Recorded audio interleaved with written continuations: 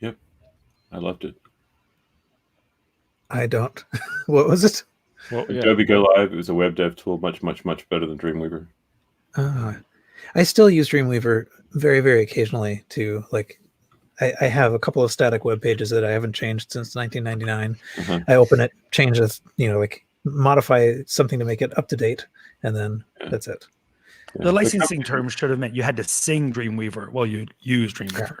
Then I might have used it. Or at least no one make actually noise. licensing terms. Make the little And noise. we're kicked off YouTube. All right. Yeah. It was a short show, but a good one. Thanks for tuning in, folks. Okay, let's see. Oh, let me turn my computer fans down a bit. I disconnected my drives. Okay, everybody's recording? Looks Yes. like. All right. I will. It's on. It's on like Donkey Kong. It's on like Donkey Kong. Okay. How does this start? Here we go. It's January 17th, 2021, and welcome to episode 229 of the Retrocomputing Roundtable. The RCR is a podcast about retro computer news, nostalgia, collecting, and a new year.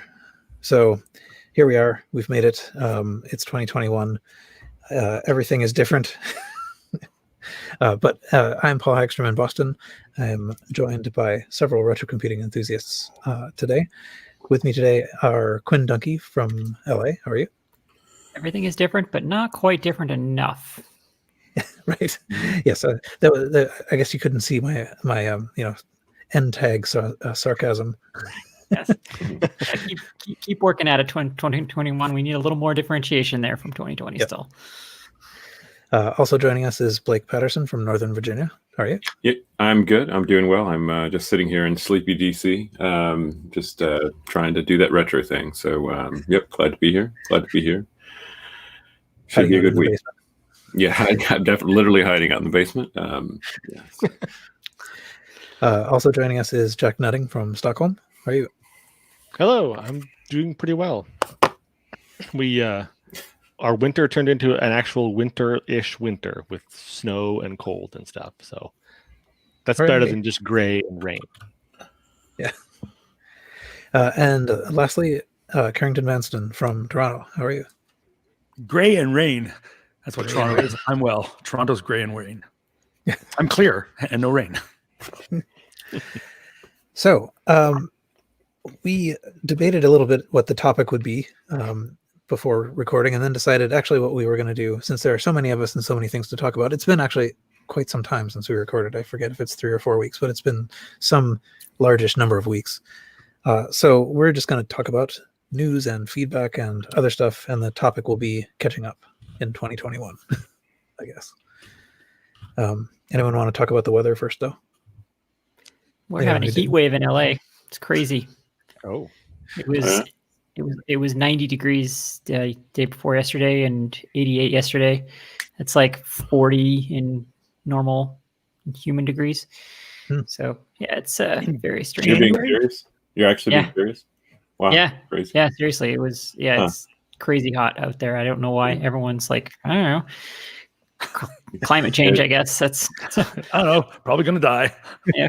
I'm sure it's a sign of something terrible, but it's can't be good. I learned a couple of days ago that heat wave is one word. Oh, I did not know that. But it was on a game show, and there was like a weather related word, and the first initial was H, and the answer was heat wave, and it was British, so maybe that makes a difference. I don't know,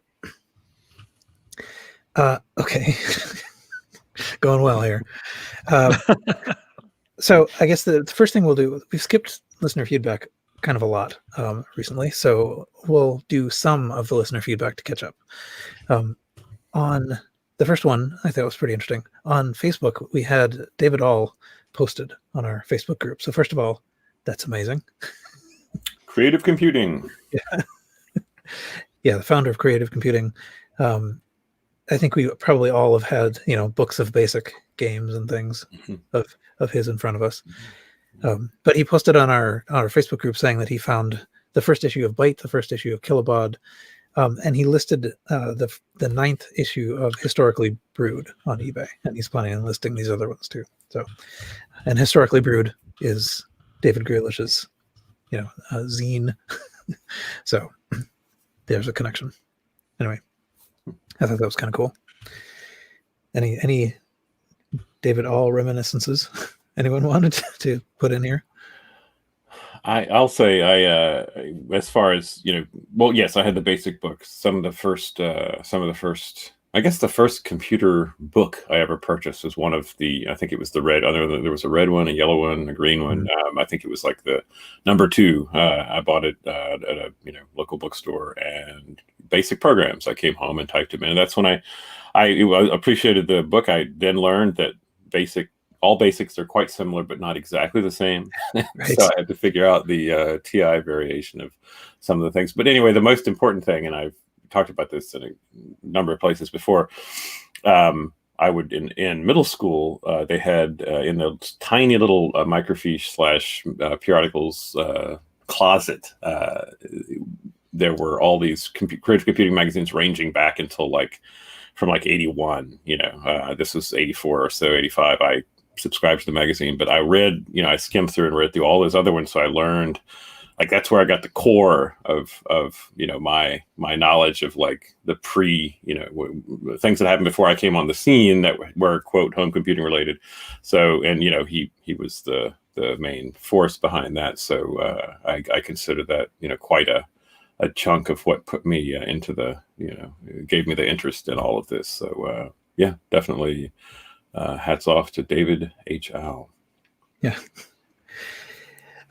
It of course it took us long enough to record this that the issue of Historically Brewed did sell for $36.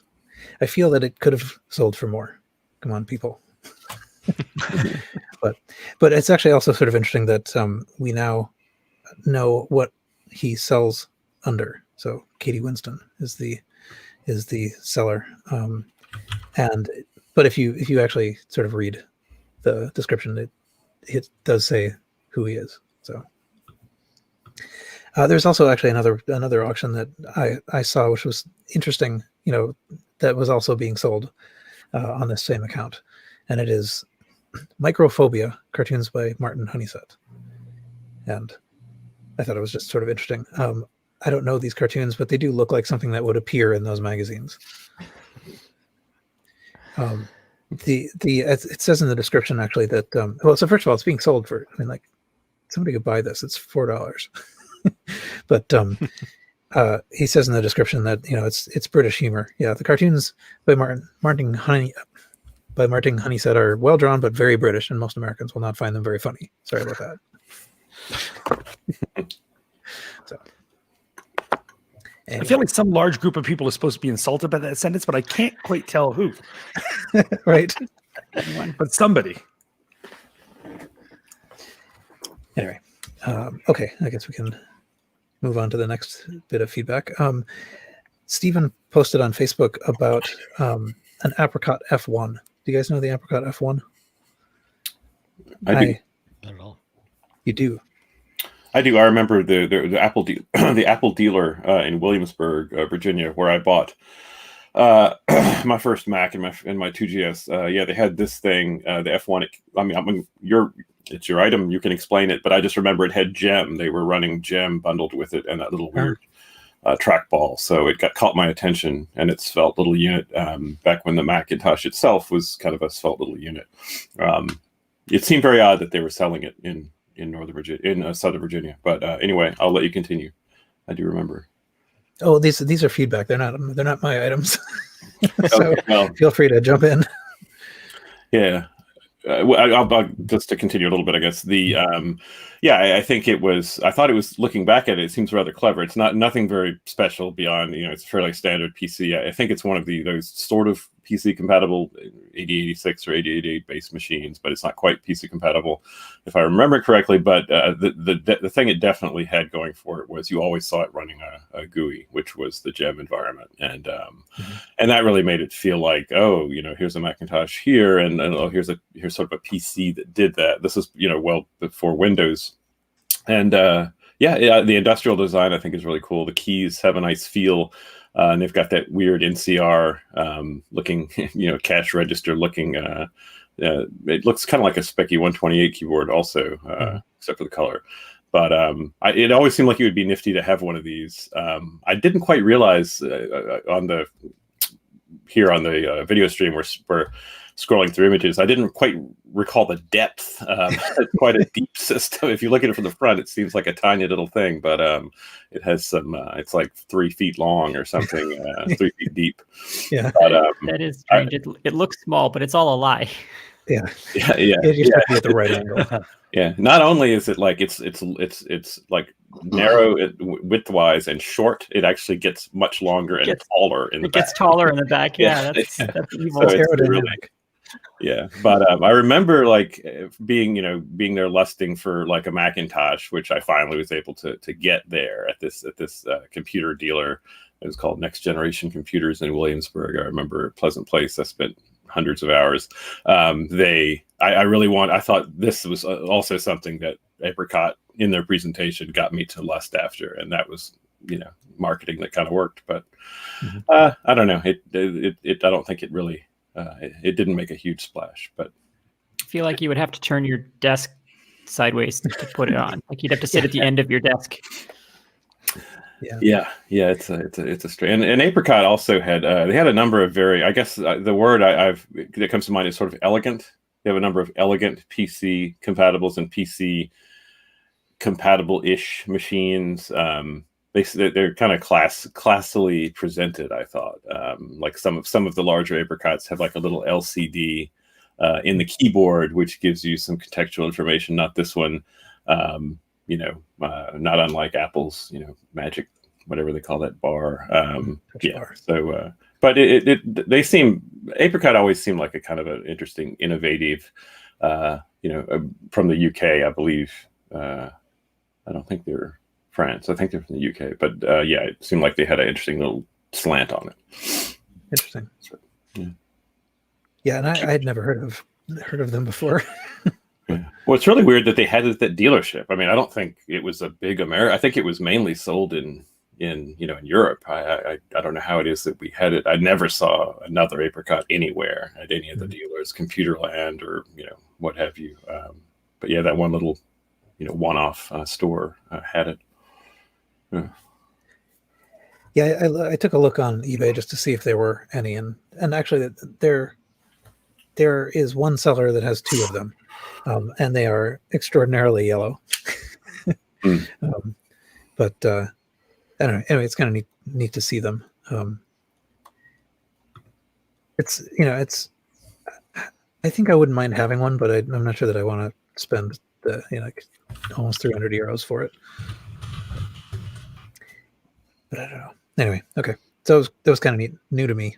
In the Facebook post, Thomas Cherry Holmes said that they were evolutionary copies of the Sirius X1, aka Victor 9000. I didn't know that they were related to those, but apparently I'm just looking briefly. The company used to be ACT, and now they changed the name to Apricot. But yeah, it was British, founded in 1965. Cool. So, yeah. Okay, next thing. Next feedback thing. This is kind of just a funny thing. Jack, did you see this? Oh yeah, it's good.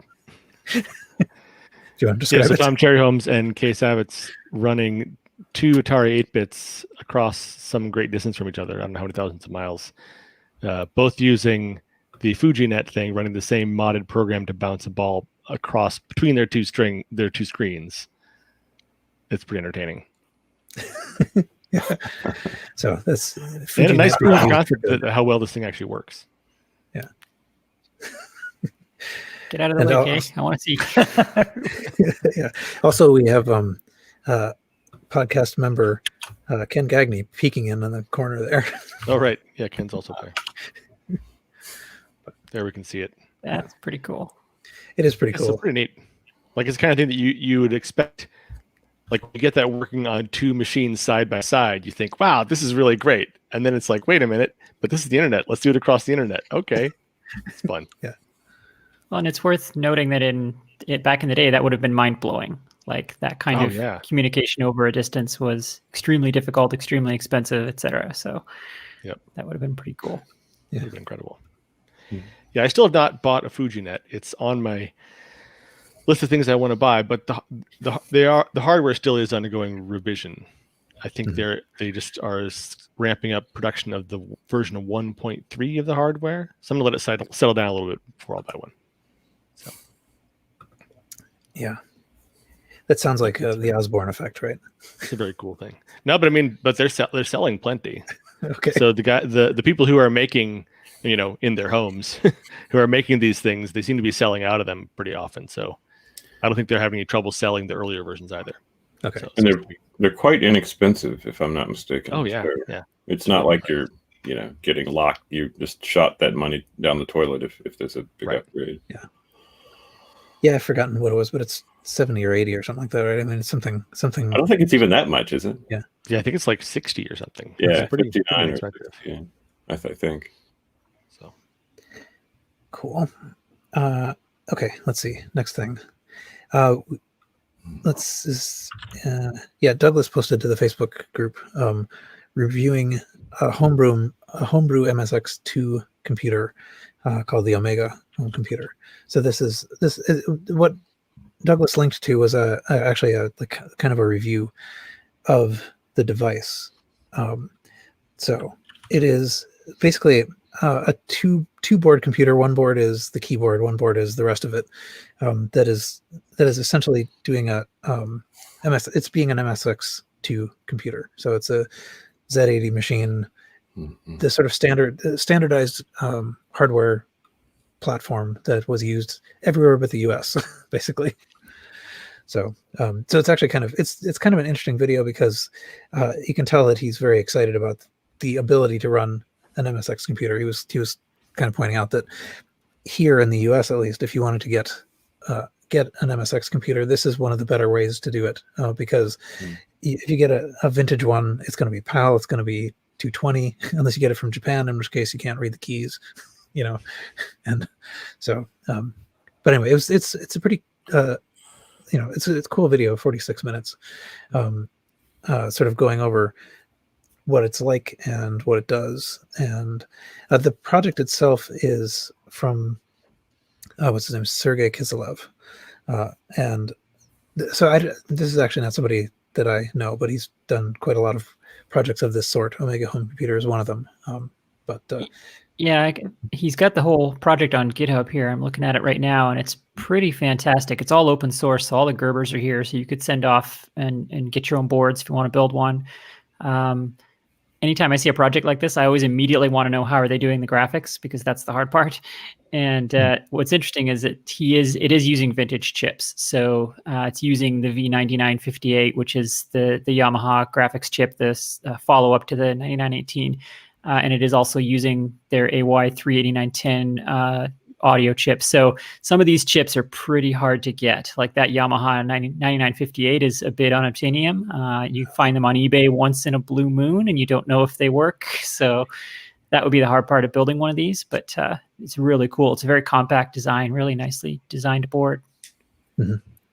Yeah, and in Douglas's video, he was very, he was sort of pointing out just how dense it is. I mean, like he had a suggestion about one thing he did not like about it was the power. He used one of these barrel connectors that you never know what the polarity is, how much voltage it's supposed to be, and but it was also he was pointing out that there's just no place to put anything else on this board. So anyway, it's kind of interesting if you're interested in MSX at all, or interested in getting interested in it. It's kind of worth taking a look at this, and probably also those other projects. I always thought it was interesting that MSX really had no presence at all in America, but it is a specification that was set out by Microsoft. They created the MSX spec and the MSX2, and not for, obviously not targeting the American markets, at least not initially. I don't know if they ever did, but that it always seemed interesting to me. I had assumed that was, not something that came from anything to do with an American-based company. Reading about it in the early creative computing magazines. On the subject, Go ahead. On the subject of the power connector, honestly, I think that's a little bit of an unfair criticism there, because besides DC barrel jacks, if you need to get a lot of current into homebrew device like this, there really aren't good options other than this. You can try to use a USB plug like modern devices do, but they're limited to 1 amp of current unless you have the negotiation chip. You have to have a host device chip on there that can negotiate higher current, and that's a whole system of its own. Or you have an onboard power supply, and you have to deal with AC and mains current and isolation and transformers and stuff. So if you want an external DC supply that has high current capability, DC barrel jacks are kind of still the only option. They're so short of some sort of custom Molex connector or something. So yeah, keep that in mind if you're thinking about building a device like this. Well, and I guess it does sort of seem like it is about as simple as such a thing could be. I mean, right.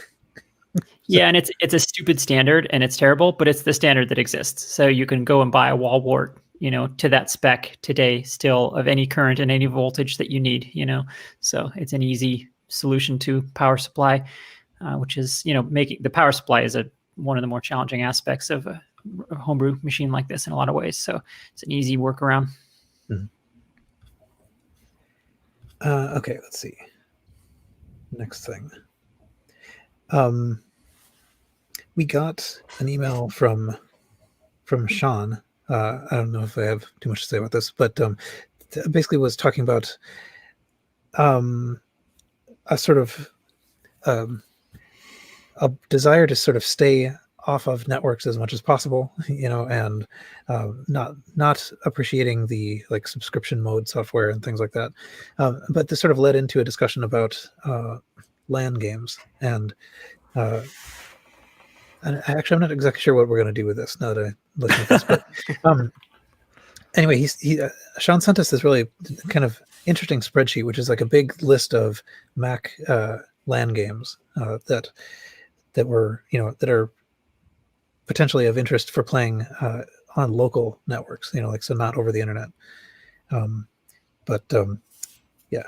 Anyway. There were a couple of years where some friends and I would get together, and they were fellow Mac players, and so it was never a lot of Mac games, but we would host LAN parties at each other's houses. So we'd come over, we'd all pick somebody's house. We'd say, we're all going to David's house. We'd all lug over our early Power PCs and play Marathon or whatever, and fantastic good times. I would do that again now, except one, I'd have to carry stuff to other people's houses, and two, I'd have to go see other people, and nobody's allowed to go outside anymore. So hurry for the internet.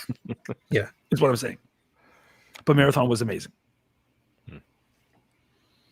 Well, I would assume that a lot of the stuff that worked over LANs could be adapted to work over longer distances now, right? Even back then, there was usually a remote network play thing. It was just over modem, whatever, and crazy slow. So I don't know if it would work well if you said, no, I'm giving you a really fast pipe, and it's, oh no, I can't actually handle it. You weren't supposed to use me. I was just marketing. So I don't know. Yeah.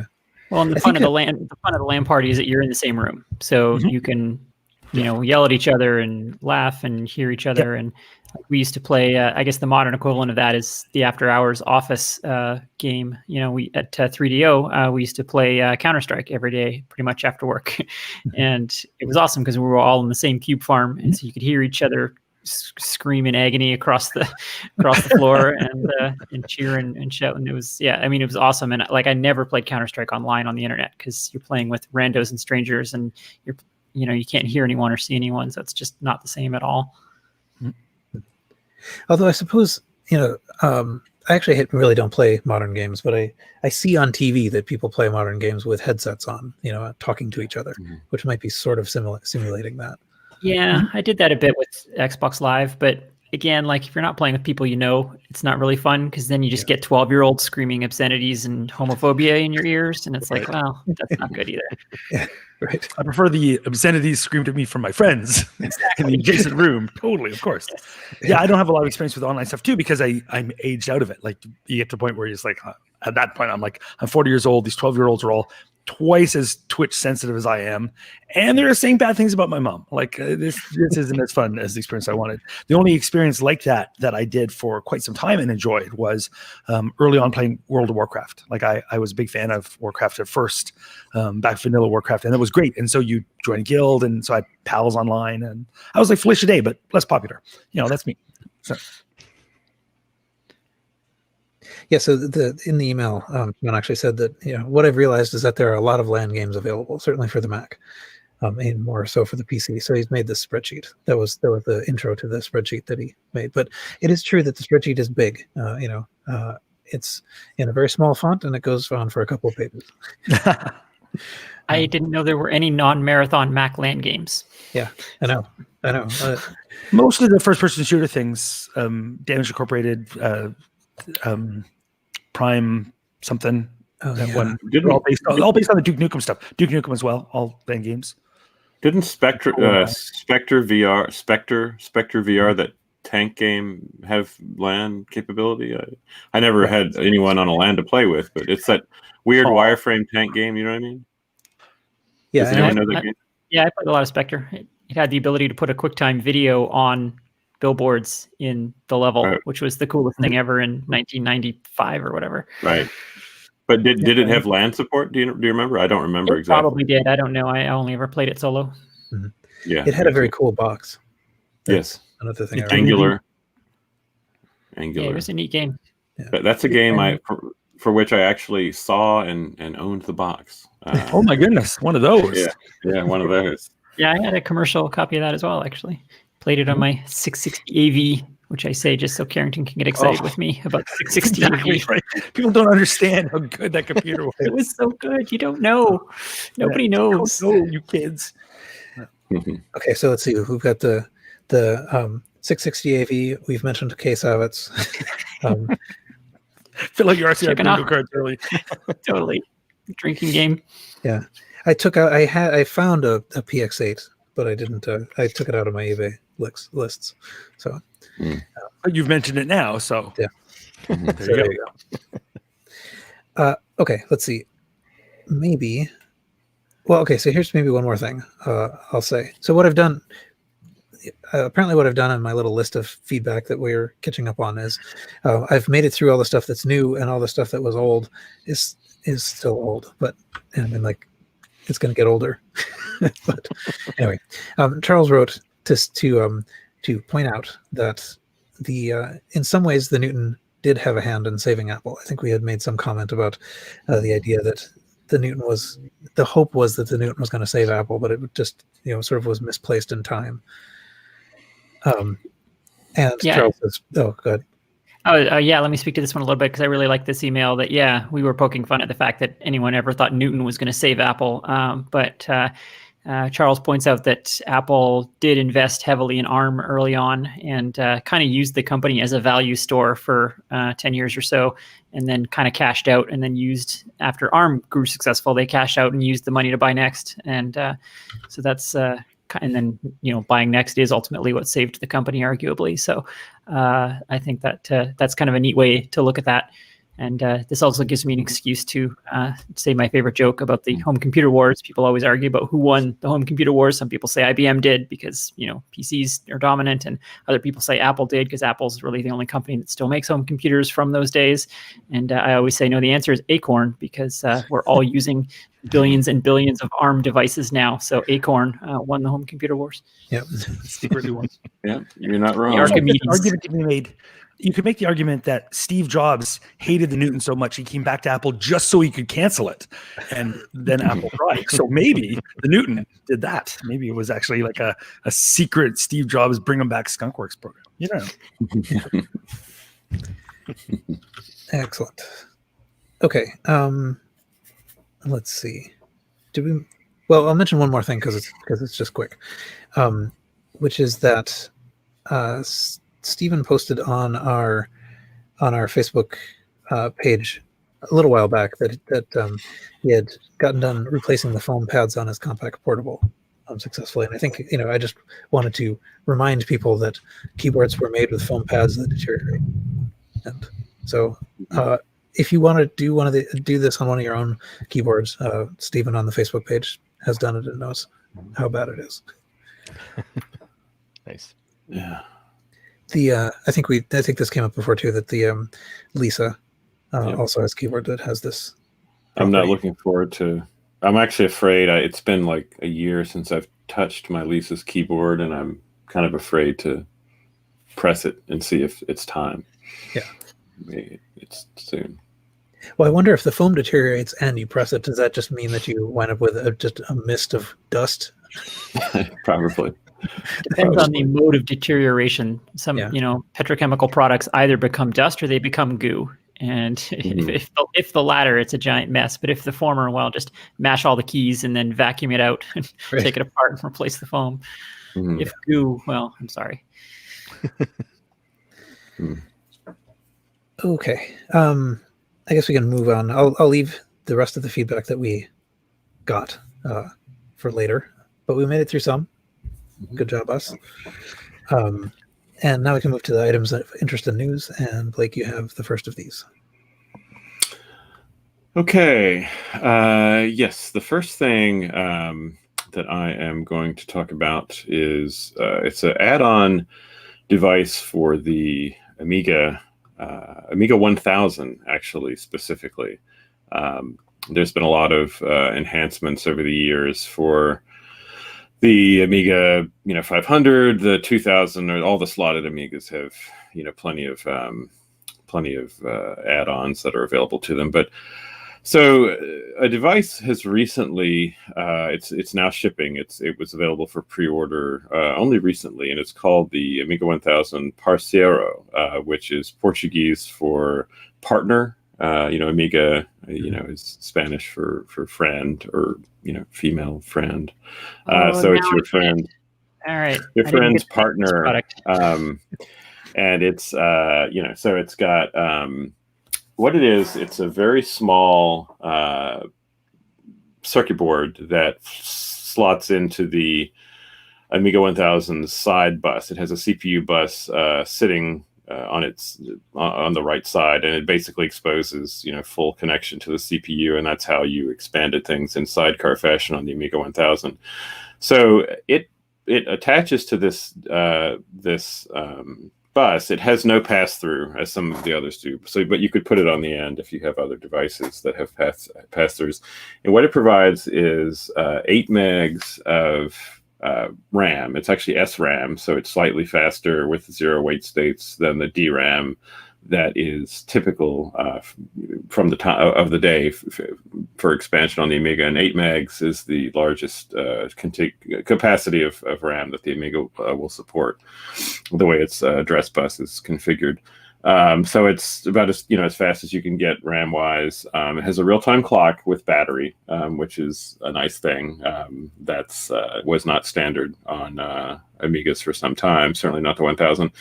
And it has storage. It has it accepts an SD card, which is plugs into a little slot on the front of this device. And it's hard to see in any of the photographs, but there's a little indentation in the 3D printed case that comes with it that sort of mimics the floppy drive's rectangular indentation for your hands. It's just a cute little touch. Anyway, so you plug it into your system. Oh, and actually, it's worth noting. There's, for the people watching the live stream, I'm showing images here.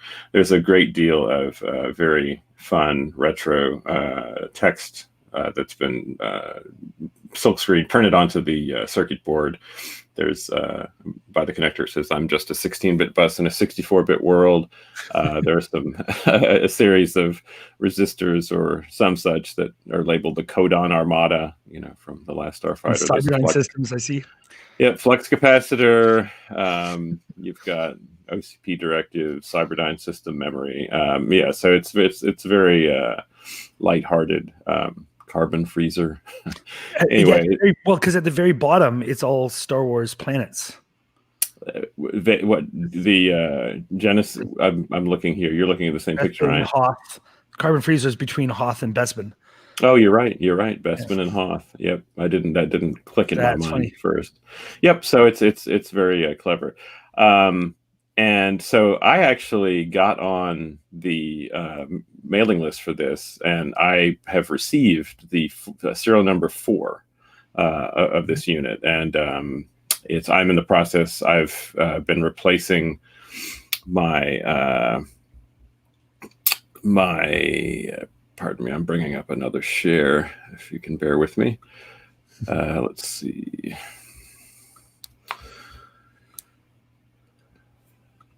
So I'm surprised that the Amiga didn't have a real-time clock. That's news to me. Didn't it come out in 87 or something? How did they put a computer on 87 real-time clock? Amiga 1000 came out in, it was widely available in October 85, and it had no real-time clock. That was a popular add-on. I have I know on the Amiga 5000, the Amiga 500, which came out in 87, did not have a real-time clock either. The Amiga 2000 did. It came out about the same time as the 500, and it was the slotted, Pro machine. But that was the first Amiga that had a battery-backed clock. Well, I mean, I guess what I'm saying is there was no battery. Like, you could set the time on the system, but it wouldn't maintain. There was no battery. There was no actual, clock hardware except for the Amiga 2000. But that was a common piece added on with any accelerator that you added. So anyway, this adds these pretty critical items. The storage, the way it works is it'll accept, I believe it goes up to 4 gigabytes if you're interested. It comes with a 2 gigabyte SD card that is seen as a full 2 gigabyte volume. It's using a driver that is able to interact with the SD card as a FAT32 volume. So you're able to use it fully on the Amiga, have all of the, do everything you would on a normal Amiga desktop, and then pull out the card, come to a PC or Mac, and then just like drag Amiga apps into, you'll see the file system right there on the card. So there's no translation. You can mount the card, as I've recently done. I renewed my purchase of Amiga Forever, which is the big, top-end Amiga emulator, and you can mount the card as a drive, in an emulated Amiga, and then you can actually take large, installer files and have it install, from the PC on that without having to have network running. Because you really, on an Amiga 1000, there is no real network option. I mean, there's a parallel port network option that I think will take you down the road you'd want to go, but it's not nearly as easy as connecting network hardware to an Amiga 2000 or any of the other more recent Amigas. So I currently on my 1000, I have several sidecar expansions which have a memory, real-time clock, SCSI controller, 2 hard drives, and I'm replacing this long sidecar of peripherals with this one little device, which is about the size of, it's like one of those thin 1-layer, cigarette cases from the 60s or something. I don't know. It's very small, with a 3D printed case. And interestingly, so the guy that designed it, David Dunkley, I've been going back and forth. I've been trying out different things with the device, and he's been sending me different versions of, some of the software with it, trying, using it in conjunction with other peripherals. But the guy, and this came as quite a shock, he was the CIO. He's retired now from the Air Force. He was an Air Force commander, but he was the CIO of Space Force. Actually, Space Force, which I didn't think really had existed long enough to have anyone come and then go from it. But apparently he had that post as the chief information officer for some time in the government, in addition to the being an Air Force commander. So it's interesting little tidbit there. But the device is right now, and I don't know what the what the timeline is. It currently, quote unquote, I don't know if that's actually at this moment or if it was, when I ordered it a couple of weeks ago, there was a 20% off $195, if you reach out, basically an email request to get on the list. I guess it's 20% more. 240 or something is the final cost. So it's it's not the cheapest. It's not the very cheapest expansion. But if you have an Amiga 1000, it really gives you everything that you pretty much need. Again, there's not network hardware in it, and networking is a big challenge for the Amiga 1000. But David actually, has said he has some ideas, down the road for, there could be iterations that do more. And so I should mention, I guess, the way that it works, because the Amiga 1000 is incapable of auto booting. It's you turn it on and it boots up its ROM from a kickstart disk, into a protected part of memory, and then once you do that, from then on, any warm boots, it just boots floppies as it needs to. The version of ROM that's offered there does not allow the hard drive to actually the quote unquote hard drive to actually boot without any floppy interaction. So what David provided is there's a technique that can be used where like the ROM boot disk and the workbench disk that you need to sort of bootstrap, it kind of briefly boots up, transfers all the directory assigns from the floppy over to the SD volume, so that basically you're loading the ROM, it pauses, it begins to load what is called the workbench, the Amiga DOS boot disk, and after just a few seconds of access, it has shifted control to the SD card. So it's not like click and you're booting off solid state storage, but it's as close as you can get on the Amiga 1000. And again, the Amiga 1000, it's not a practical machine if you're trying to get into the Amiga, but a lot of people consider it to be the most collectible and have great fondness for that particular Amiga, given that it was the first. So if you have a reason for using the Amiga 1000, which it's my favorite Amiga, then this is quite a find. And so that is one of the nicest expansions. I don't know that I've ever seen an Amiga 1000 expansion that would even come close to this. I mean, nothing's been really specifically targeted for it, other than over the years. And we'll have a link. A person, kind of representative, an early tester of this is Eric Hill on Twitter. He's Amiga Love with a 0 in the title there. He's has a similar configuration as myself, an Amiga 1000 with the same SCSI interface, and he got one of these. I think he was the first person to get one outside of David's, testing it himself, and he has a video demonstrating it with photographs and a blog write-up. So we'll put the link in there, and it shows the demonstration. But he also talks about some of the amazing Amiga 1000 expansions that existed, but they were, years past. I mean, the Rejuvenator, the Phoenix board, these were transformative things for the 1000, extremely expensive. Unobtainium doesn't even really apply to the degree of difficulty involved in acquiring some of these things, not to mention the price aspect. But yeah, this is quite a, I mean, for 240, it's not cheap, but it's sort of like kind of a no-brainer if you love and spend time with an Amiga 1000. So that's a very nice thing to have come across. My takeaway from that was that the Amiga has no clock and cannot boot itself. Yep. I don't know. It doesn't sound so great now. My 2GS can do both those things. Just saying. Yep. Well, let alone the 660 AV. Well, I guess they. I think on the GS, what they did was they were able to fit the clock and the battery in because they didn't have to take the blitter spot. The place where that blitter was going to go is gone. Yeah, they had all that extra space because there there was was no extra power, space without the blitter or the copper. Some of the custom chips. So All the places that And, would have been taken up by megahertz, they used right. that for. And for I think that might be also why the Clock GS, battery. maxed out at 64K of sound RAM, to keep it just all you down to need. those two Right. chips. Yeah.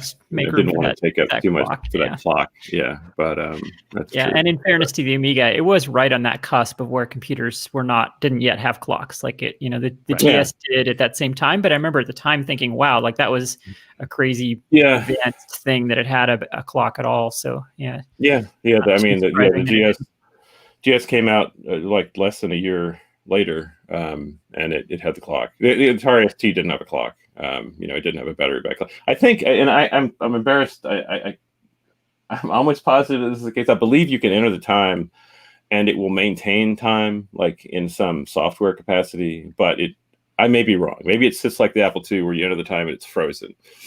I feel like an Amiga loser because I can't tell you if that's actually the case, that it will keep the time but won't back it up. I think it does keep the time. So like if you boot up, into Workbench and you're doing stuff, like the timestamps on files you change will increment. Like time passes, but as soon as you turn it off, it doesn't know what time it is anymore. Well, and that paradigm at the time was common. Like every time you boot DOS, it asks you to enter the time so that it can keep track of it for that session, but it doesn't have the actual battery. So that would be in line with the period for sure. Yeah. It's interesting about freaking out computers by typing in modern times. Yeah. You open up your old DOS computer. It's like, yes, what? Oh, I will. One thing I'll say is, unlike the hardware, I have this device, and it's the same thing that Eric Hill has. The Starboard 2. It's kind of a magic device, SCSI FPU if you want it, expansion RAM, real-time clock. This was popular hardware. So there's a number of those that people are using out there. It actually. It has the battery back clock, but I'm losing my train of thought. What did you say, Quinn? You prompted me to say this, but what did you just say? That this paradigm of entering the time manually was common at the time. Like that 85 is kind of on the cusp of that. It was Carrington's sort of jeering comment about the current time. Yeah, the device that I was talking about from back in the day, the Starboard has the clock, but it won't take modern times. Like it won't do the right thing. It's drivers. Yeah, you give it 2021, and it said, it seems to almost change how it interprets it. It's either like 1921 or some crazy future date. But whatever the situation, there's custom software that David has put together here, and it does, it's giving you the actual year and time, which is nice in the file system. Another nice piece. But I feel like that when people want to have really early business meetings with me, I'm like, wait, there's a 6:30 a.m. too? I don't believe you. Yeah, I know. I definitely sort of felt, back in those times, like the clock really felt like an add-on. Like you don't need this except under special circumstances, like running a VBS when it's going to turn off at a certain time or something like that. Like, why do you even care? Just call this like version 1, version 2, version 3. Because game developers want to make randomizers.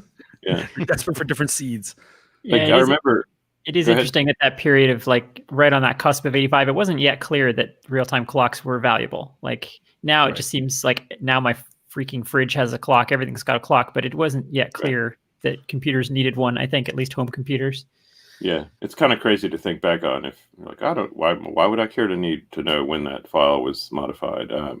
It's interestingly, and it might be different with the GS, and I don't know if you were describing this exactly with what you said, Quinn, but as I recall on the Apple IIc, like in ProDOS, you could enter the time, but it did not advance. Like it would stay frozen. Like whatever time you entered, was what it was. And one of the pluses on one of the devices we've talked about months ago that I have on my 2C is the Cricket Soundbox, which is it's like basically like the hardware of a Mockingbird at the end of a serial cable in such a way that it's incompatible with everything. But if you program it specifically, or you have music instruction set, the one program that supports it, it will play music. But it also has a clock that will keep, ticking, but it has no battery. So if you were to unplug it, it also will lose the time. Like it takes you halfway. Yeah, that's how PCs were. Like it kept track of time. It just didn't save it between sessions. But the Apple II, of course, didn't, because it had no way to count time. It had no interrupts or anything. So Protos had very lousy time and date support, but it did have just enough hooks that people could build real-time clock chips and things for it. But it was pretty crappy support. Yeah. Although Protos did come from SOS, and SOS did for the Apple III, and that did actually have a little bit more reliable clock stuff. Yeah. But at least that was the intention. They took the clock out right before they shipped the thing, but of course they did. Poor Apple III just couldn't do anything quite right. Yeah, actually, that when you were talking about the Amiga not being able to boot, I was wondering if that actually sounds quite a lot like the Apple III in a way. Like, are the Amigas also just stranded if the floppy doesn't work? Then you just have a doorstop. On the Amiga 1000, if you don't have if the floppy doesn't work, where you can load that 256K of ROM, it's a firmware that sits, once it loads, it's protected, like nothing else can touch it until it's turned off. If you can't load that, you can't do anything with the device. And actually, interesting that the Atari ST, the very first Atari 520 STs, were like this as well. They had nothing. They took it, but they very quickly, like within a couple of months, they finally finished their ROM and slapped it in, and then that was the end of that. So interestingly, Apple went too hard the other way. Like the 2GS had the entire GUI in ROM, like all the APIs and SDK. The GUI SDK was all in ROM, and then that was terrible. And then the Macs had like most of the operating system in ROM, and that was terrible because it's of course immediately out of date.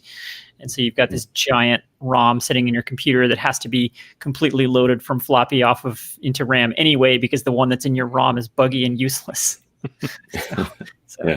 We were still figuring these things out. Yep. As a society. It was early days. How much ROM is the right amount of ROM? There was on the Apple III. There's someone named Robert Justice who's been working on a drop-in ROM replacement that can actually boot off of a some sort of compact flash card or something like that. It's something with a block driver. How can somebody named Robert Justice not be out there fighting crime? Yeah, you should what are you doing with your life, Bob? Come on, you're granted that name. Go fight some crime. Yes, it's not as imposing sounding. No. The other thing that this reminded me a little bit of was the MIs and the M3 SE for the TRS-80 computers. So because they're similarly kind of like a super multifunction thing. The M3 SE is for the Model 3 and 4 computers, and the MIs, the M1 SE, is for the Model 1. But these also have Ethernet. They have solid state, like compact flash cards. They have real time clock, video. They're pretty amazing, actually. So it's basically a better computer that you plug in to your computer. Yeah, that's exactly right. Yeah, I mean, the hardware that's doing whatever the embedded processor is on this thing is could run rings around the Amiga that it's controlling. Obviously, I mean, in order to do some file backup, I was trying to move some files around from my old hard disk system to get them to the PC, to get them back on this, so that I can then be in a place where it's like easy peasy to move forward. I was using a Raspberry Pi to serial bridge. File transfers with like a terminal program on the Amiga, and then FTP them from the Raspberry Pi to the PC. And like it occurred to me, this is the first Raspberry Pi. It's the oldest one I've got. I now have like 5 somehow, which it also came as a shock to me when I was thinking about it today. But like the Raspberry Pi is orders of magnitude faster than the Amiga, even though it's pretty slow compared to other stuff. Yeah, so it's funny. That is the funny part about all these devices, like the MIs we were just looking at there. He had a picture of it on the screen there, and there's an FPGA on there, which is 200 million times more powerful than the Model 3, just to supply the Model 3 with a joystick port. Funny.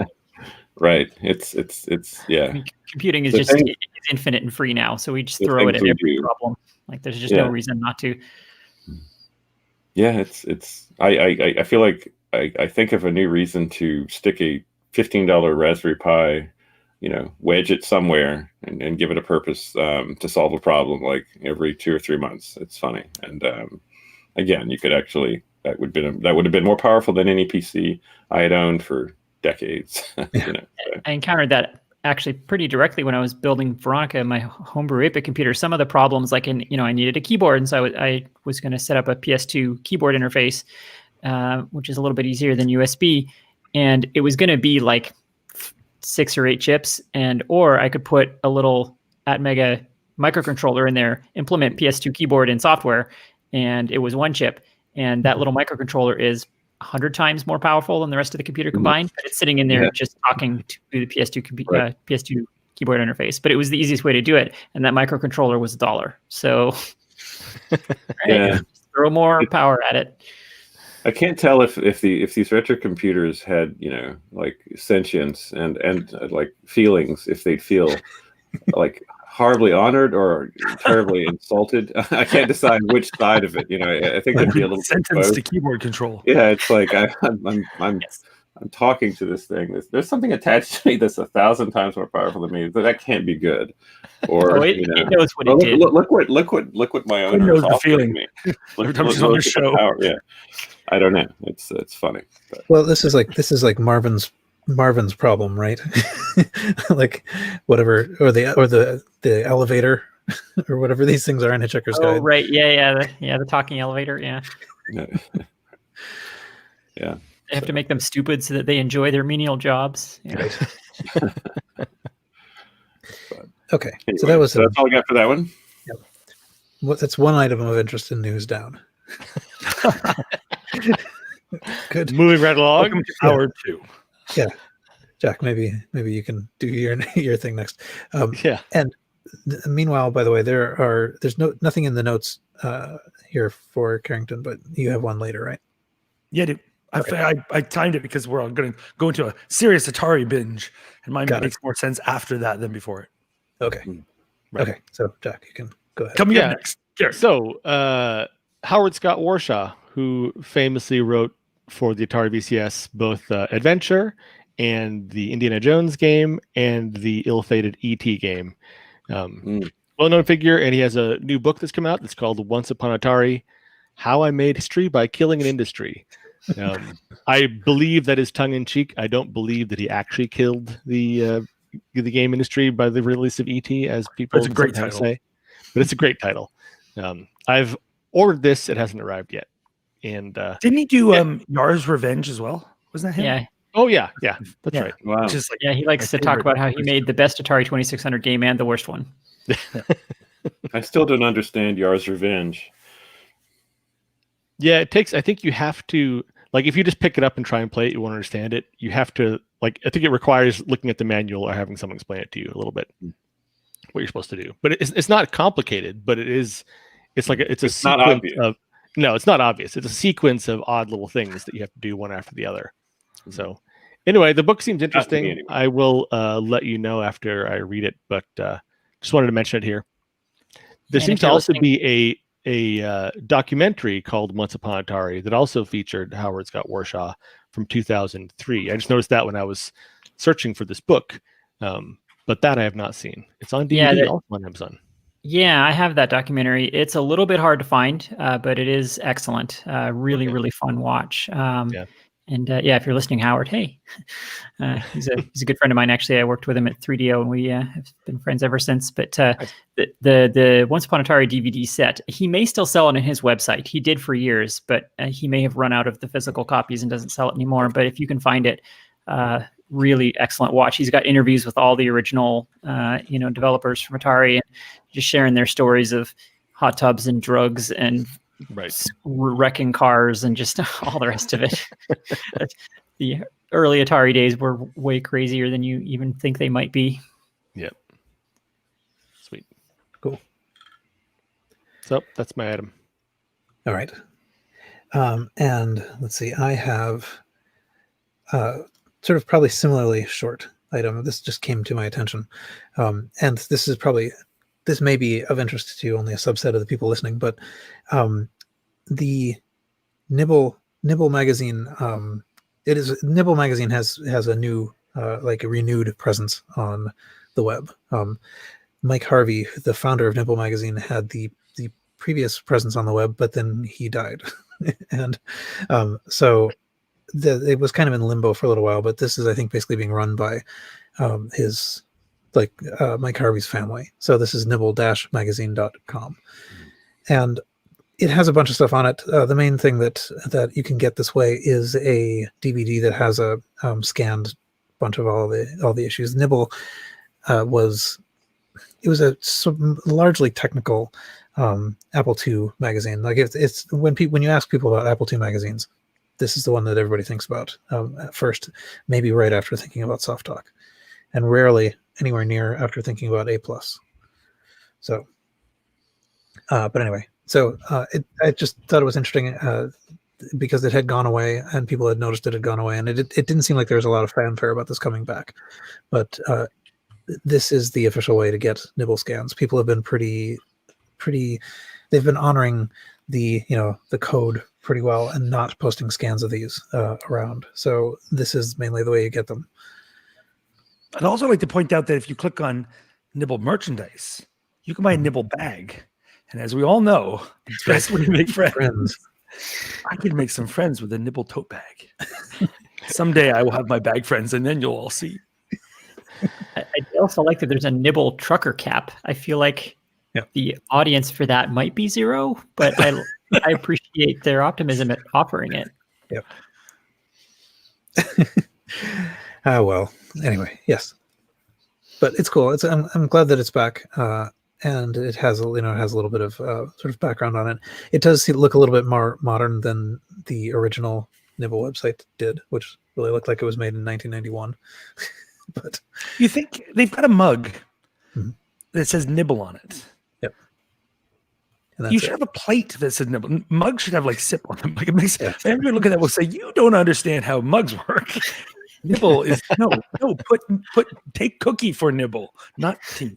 Yes. I'm sad there's no Nibble beach towel. That's why I need bags to make friends. Yeah. Okay. That was it for me. Quentin, you have the next item. Yeah. So I've been talking the last couple of episodes about how I've been wanting to possibly get into Amiga, but the barrier to entry is very high, and I've been looking for some sort of book or something to assist in that. And so recently I decided to put my Google where my mouth is, and I actually went looking for such a resource, see if there actually is something. The closest I found was this. So it's pretty sad, actually. If you search for Amiga on Amazon, there's basically nothing, which is really sad because there's lots of retro computing books out there and tons of them on Amazon. But Amiga is like this wasteland book-wise. But there is one, and it's this one, Classic Amiga OS Programming. So the tagline is that it's designed specifically for people who are very new to the Amiga and interested in programming it without knowing anything about the machine. So that sounds pretty close to what I'm looking for. So I did buy this, and I will report back on it. I'll do my little what I did this summer book report on it after I get it. This book had many themes, I'm sure. That's right. It was an introduction. Yeah, and I recommend it to everybody. Exactly. I don't want to spoil it. I think this is a modern book. I think this is just based on the title, but I don't actually know what the copyright date on it is, or if it's a reprint or what. But I think it's a book written in modern times. So this is sort of in the ballpark of what I was looking for, at least. But it's worth pointing out that over here on the suggested recommendations for this book is the exact type of thing that I'm looking for, except for the Commodore 128. So this is a 2019 Retrocomputing User's Guide for the Commodore 128. So the slights on the Amiga have never stopped. Even now, the Commodore 128 gets a Retro User's Guide. The Apple II, of course, has one. The Commodore 64, I'm sure, has 50, and the Amiga has none. So it's pretty surprising that this book exists, actually. But I'm glad that such books exist at all anyway. So still looking for that, kind of first-time user experience for the Amiga. So if anyone knows of anything, let me know. I did install the UAE Amiga emulator. I paid for the ROM and everything like you're supposed to. And played with it for a little bit, but was quickly lost. So we'll see how this book goes, if it's any good. Cool. Excellent.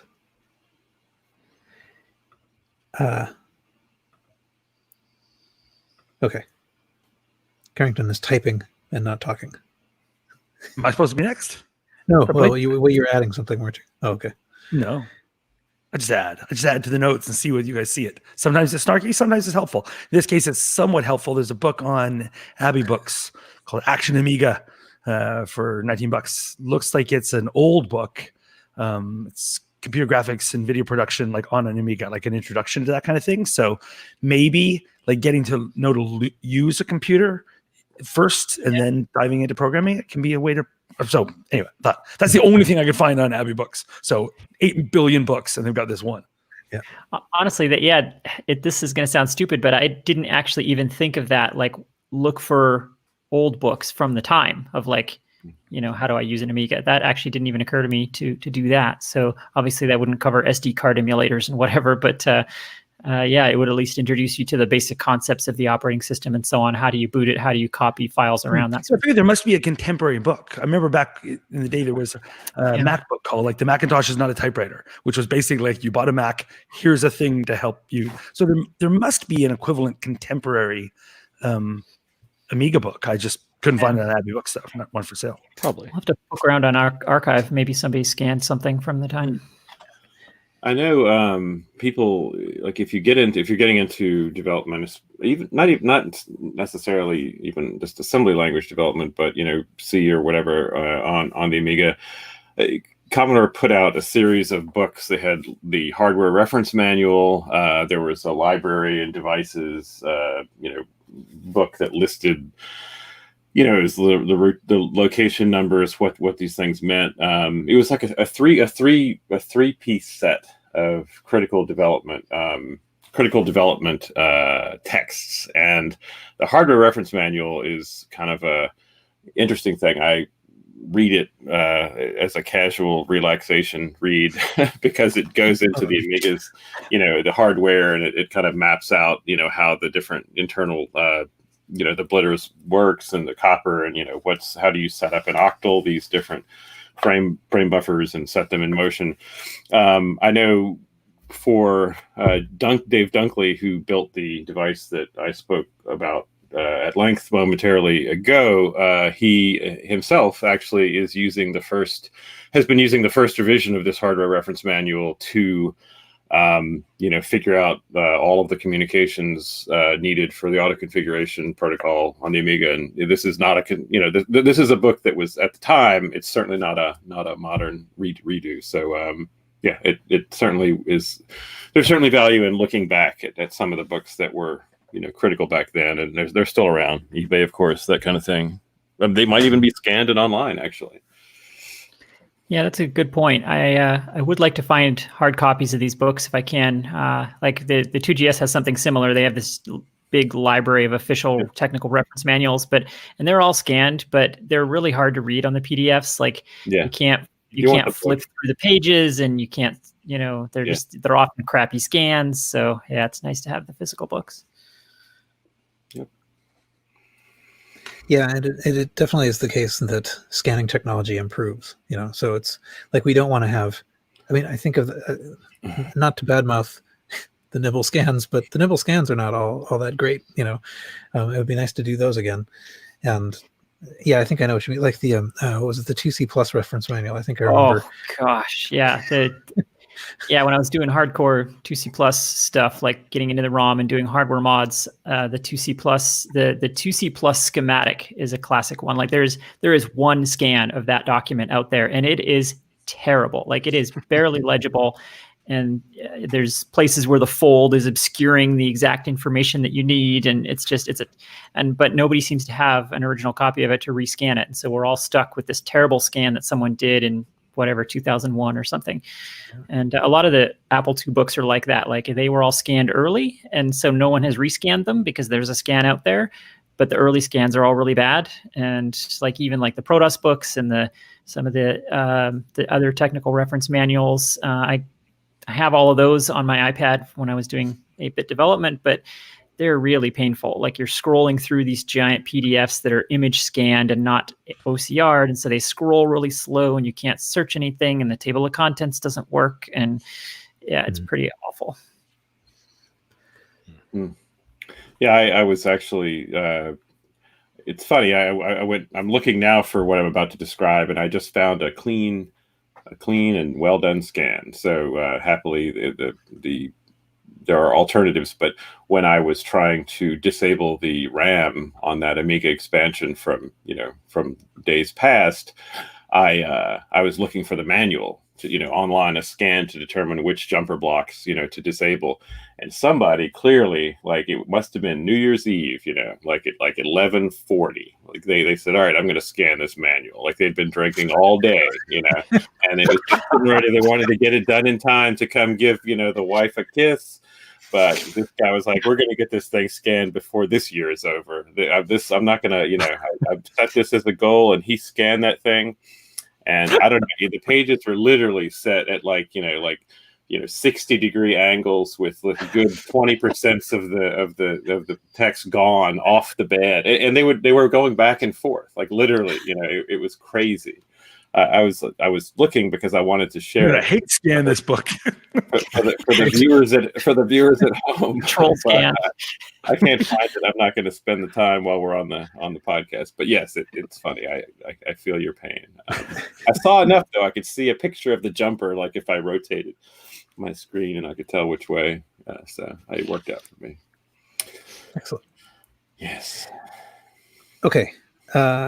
Let's see. Actually, we can. I think we can probably move on to the Atari VCS. Okay, I guess this is mine, and this actually is not going to take forever. I think we can move through this one, despite appearances. So the Atari VCS, it is, I guess, back in GDC, the Game Developer Conference 2018, which was probably held in person, actually, still in San Francisco. Atari, or quote, whoever it is that is now Atari, called Atari, they came up they had been working on this project and announced that they're bringing forth a new game console. It's called the Atari. They called it the same name as the original, the Atari VCS, video computer system. Or maybe they're just keeping it at the initials, like that whole KFC back and forth. You may remember bygones. But so what it is, it's a game console, and it looks like sort of what you might imagine if someone were to take an Atari VCS/2600 from way back in the 70s and make it look modern, but also harken back as far as its physical appearance. It's you have the option of wood grain on the front or glossy front. I think it's kind of an attractive looking unit. Anyway, so not a lot of information was available about the unit early on. It was an Indiegogo only sponsored situation. So I don't know exactly how Indiegogo works as compared to Kickstarter or these other things, but I think they're similar. That's how you got in on it. They were developing not only the console, but a series of controllers. One is sort of a more modern wireless current console-looking controller. One is an adaptation of the classic simple Atari stick that has some LEDs on it.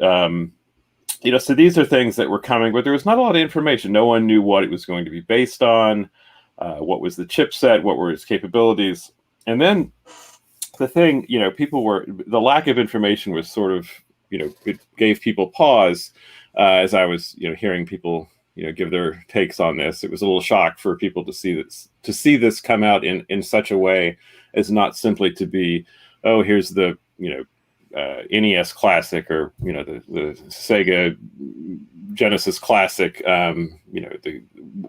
which is just basically a small version with some, games built in. This was more of a new console kind of thing with a retro throwback. So not long after it had to have been could have been a few months after the GDC announcement, unless I'm making the mistake of separating the issue. It might have actually been at GDC, but anyway, there was a demonstration. Jeff Minter, who had been he's very famous in the Atari camp for years and years and years. He has written a number of Tempest variations. Atari, with the original Tempest publisher, he did Tempest 2000 on the Jaguar, Tempest 3000 on the Nuon, and then TXK, which was sort of a next generation. And he and Atari had a kind of a back and forth legalities on this and that, and then finally it ended up with a situation where Minter came out with Tempest 4000 officially with Atari. They cahooted, and so here comes Tempest 4000, which is an amazingly good game. I mean, it's a PC modern console. Go get it if you don't have it. It's great. So they showed Tempest 4000 running at some event, running on this console with video, and they showed sitting here, the guy was playing it. And so the presumption was that this was going to be, and I don't know if I can't recall if they actually, anyone who knows, and Jack might remember this, like either they claimed that it was going to be a launch title, or that was the implication, on this device. Yeah, I don't remember exactly, but it was at least implied.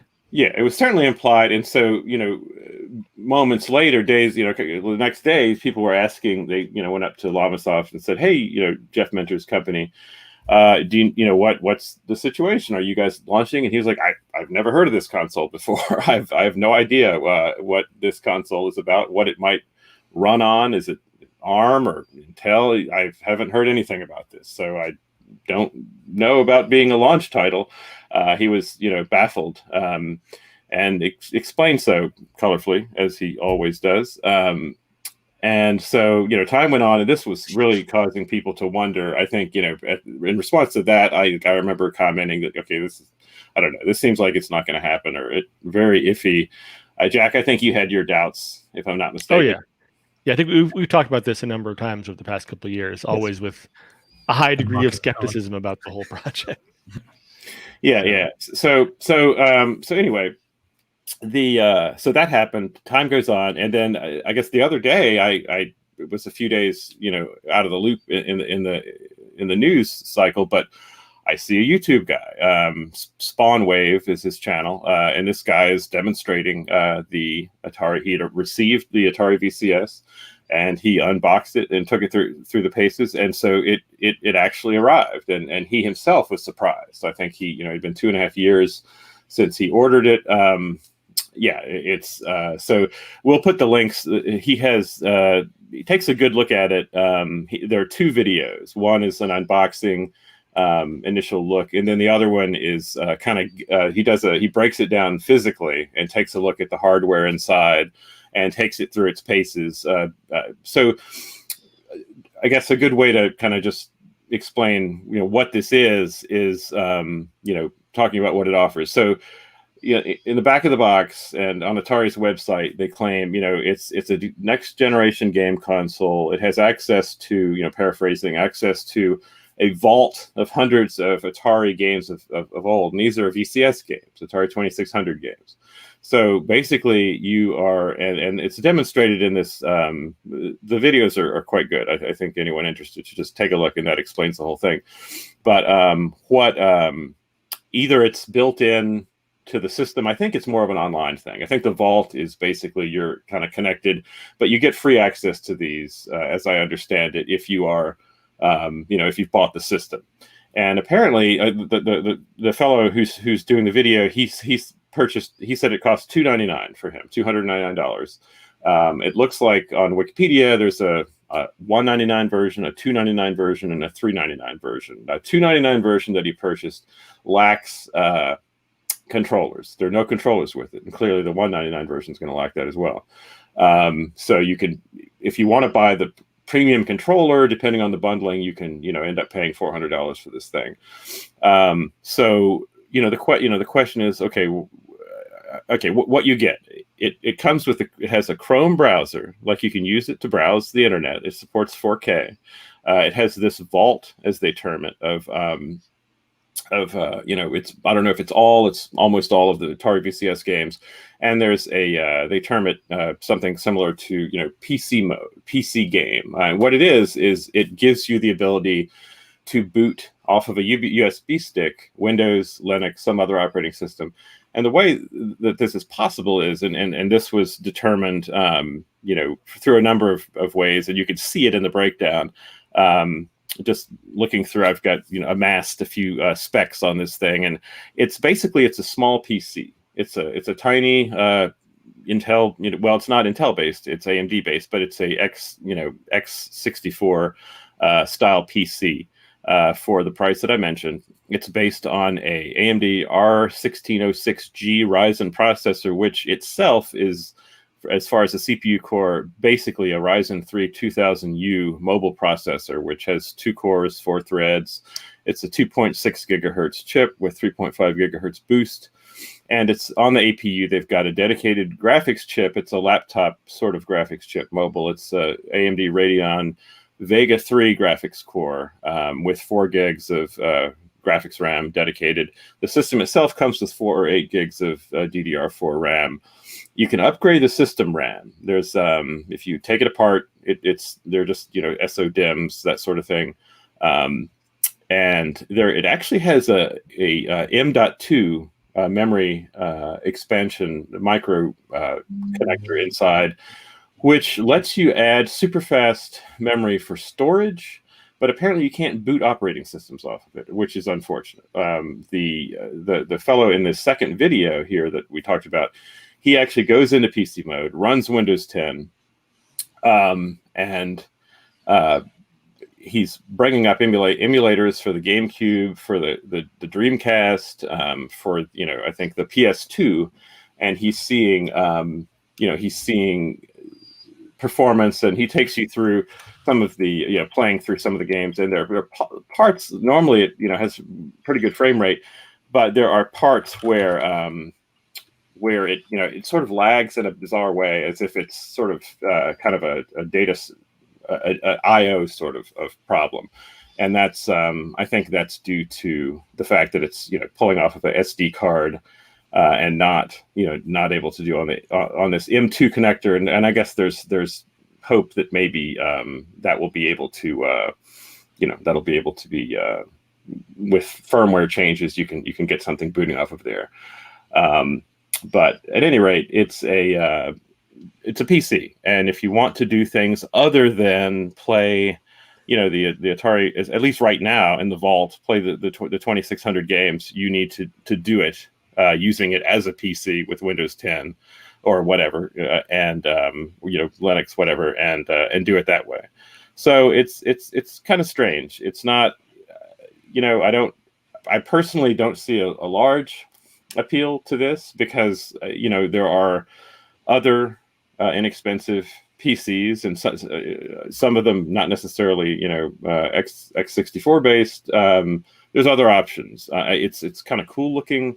It seems like it doesn't exactly know what it is right now. I mean, it has a number of things, a browser, but it's a curious device, and I'm genuinely shocked that it actually arrived. I'm not going to be getting one, but I'm curious. I know some of you have been tracking this at least loosely. What are you thinking, looking at what's presented here?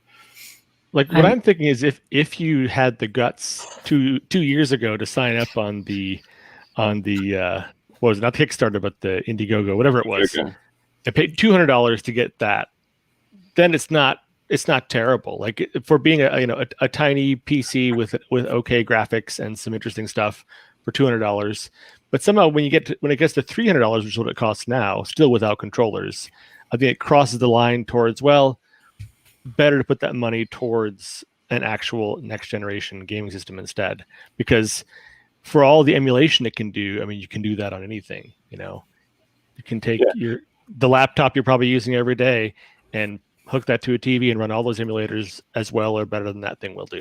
Yeah, I'm I mean, guessing. for $399, you can buy a PS5. Yeah, exactly. Yeah, and if all it is now at the end of the day is a PC in a retro styled case, like, well, okay, that's not I'd rather great. just buy the retro style case and stick my own little thing inside it. Yeah, if they sold the case, I bet a lot of people would buy it. But yeah, at the end of the day, it's just a PC, so it's emulating anyway. So the experience is no better than Right, VCS. right. There's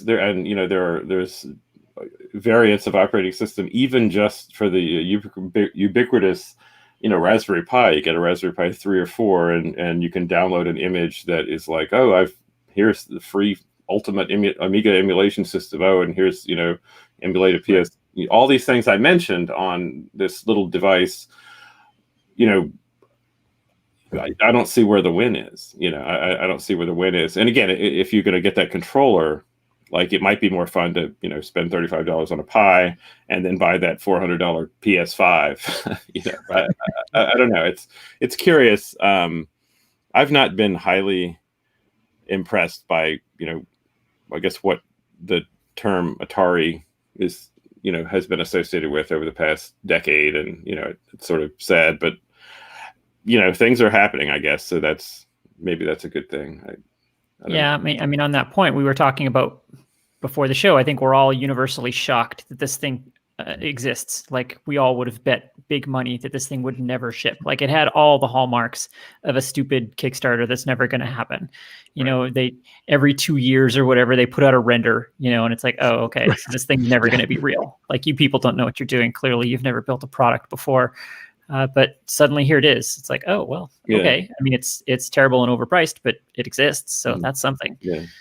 Yeah, I think it was even acknowledged in that demo where they, were implying that, Tempest 4000, like, they had Minter was going to bring them this launch title. I think it was actually confirmed that, like, that was an empty case with a PC, on the floor, playing that thing. It didn't even have scandal about that. Yeah. Yeah. And yeah. I'll throw out a piece of advice for any future entrepreneurs designing products like this. Stop naming your things that are ungoogleable. So, like, another recent one of these that came out was the full size C64 emulator. It's got a real keyboard and everything, but it's called the 64 or the C64. One of those two is the actual name of it. Completely ungoogleable. And same with this thing. It's called the Atari VCS. Like, how are you supposed to find this thing online? It's not. There's zero SEO, zero. Like, that's just amateur hour as far as product naming. That baffles me that they do stuff like that. Yep. Well, I think you can find it if you search for Atari VCS disappointing. Yeah. Vaporware.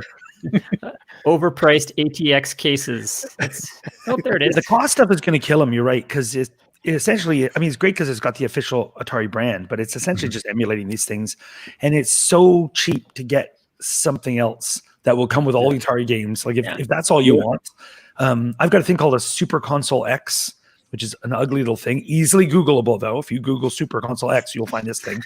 Costs like $100, $120, and it comes with 50,000 games. It's like everything from Atari. It's just one of those. Here, it does everything up to, like, basically Dreamcast. I mean, it's all of it. So if you like old, it's super. It comes with the worst controllers, but 2 USB ports, and just says plug in whatever controllers you want. And I just got everything. And so this is competing against stuff like that. Like, for $100, you get all the old consoles in an ugly case, but it works great. So, or if you're willing to put in a little bit of technical effort, a Pi Zero for $5, and Pi Name will literally run every old console for $5. And that's what I use more often. Power supply and figure out how to build a SD card boot and all that, but it's like $5. But I know there's a lot of people, however, who even just, hey, download this disk image. That's too big a barrier to entry. Sure. Yeah. But you can get, here it is in a box, give me $100 and it's done. And that's your highest end. And then this comes out and says, oh, I want $400, but it looks prettier and it plays less. That's going to kill it in the market. Yeah. Products like the flashbacks and stuff make a ton of sense because, there's lots of people that just want to plug a thing into their TV and have a little nostalgia for 5 minutes and they're done. It's like, oh, I remember Pac-Man or whatever. But those people aren't going to buy this thing. Right. Yeah. It's genuinely curious, and it doesn't. I don't see a lot. I could be missing it. I don't have one. But I'm not seeing a lot of, like, signpost in there being like, hey, this is where we are now. The vault is going to expand. Like I'm not hearing that they're going to have Atari, arcade stand-ups, emulated on this thing soon. Or if there was like an app store, like this open, it says you get all the Atari games, and we have an easy to develop for App Store to make new Atari games or whatever. Sure. That could be I think that exists. So the videos that Blake mentioned before, I watched the first one, and he walked through some of that. There's like, you can go in there and you can buy some other games from their sort of app store. So like there is a thing like you can buy new games, newly developed, that are, I don't know, not incredible looking, but like they are freshly developed modern games for this platform that cost. So there was some that was one was $5, one was $20. There's some variation there. Okay. Yeah. There is an ecosystem of some sort there, but whether that will grow into anything useful is doubtful, I think. Yeah, that's the thing. We have precedent for that idea too, right? Like there was the chip and the Pico 8, and like there have been all of these things that tried to be the new standard retro console. We're going to put this thing out. Everyone's going to buy it. Everyone's going to make games for it. It's going to be the new thing. And it never works. Like 50 companies have tried to create a new retro game development ecosystem, and nobody cares. But I mean, in a more difficult, when you look at it under, I guess, a more difficult light, sort of the competing store for this, given that it's a PC, would be like Steam. Like you can have that whatever game they write for this thing, that person, I would assume, is or could sell it on Steam because this is just a PC. Yeah, just like it was back in the day. As this game developer, I'm like, well, what am I going to pour my thousands of hours of effort into platform-wise so that the most people can see my game? If I'm going to develop a new retro game right now, I'm going to go target Vice, a Commodore 64 emulator, something like that, because I can bottle my game with Vice, like Nox Arceus did. I can bottle it with an emulator. Millions of people can run it with one click. Right. I'm not going to target this thing that like 500 people are going to buy anyway. And at the end of the day, it's a PC anyway. Well, I hear, Quinn, that they were originally going to name it the VCS-O, stereo, 3D. So it was going to be your VCS go-to. Mario. Yeah. Listeners will have to reference our last podcast. That's a callback. That one's for the fans. Yeah. All right. So in the end, what we concluded is that this is actually not a topic for a retro podcast. Maybe not. Yes. Let's never speak of this again. Yes. It's good that we've addressed it, but yes, we need not go into it. Very cool.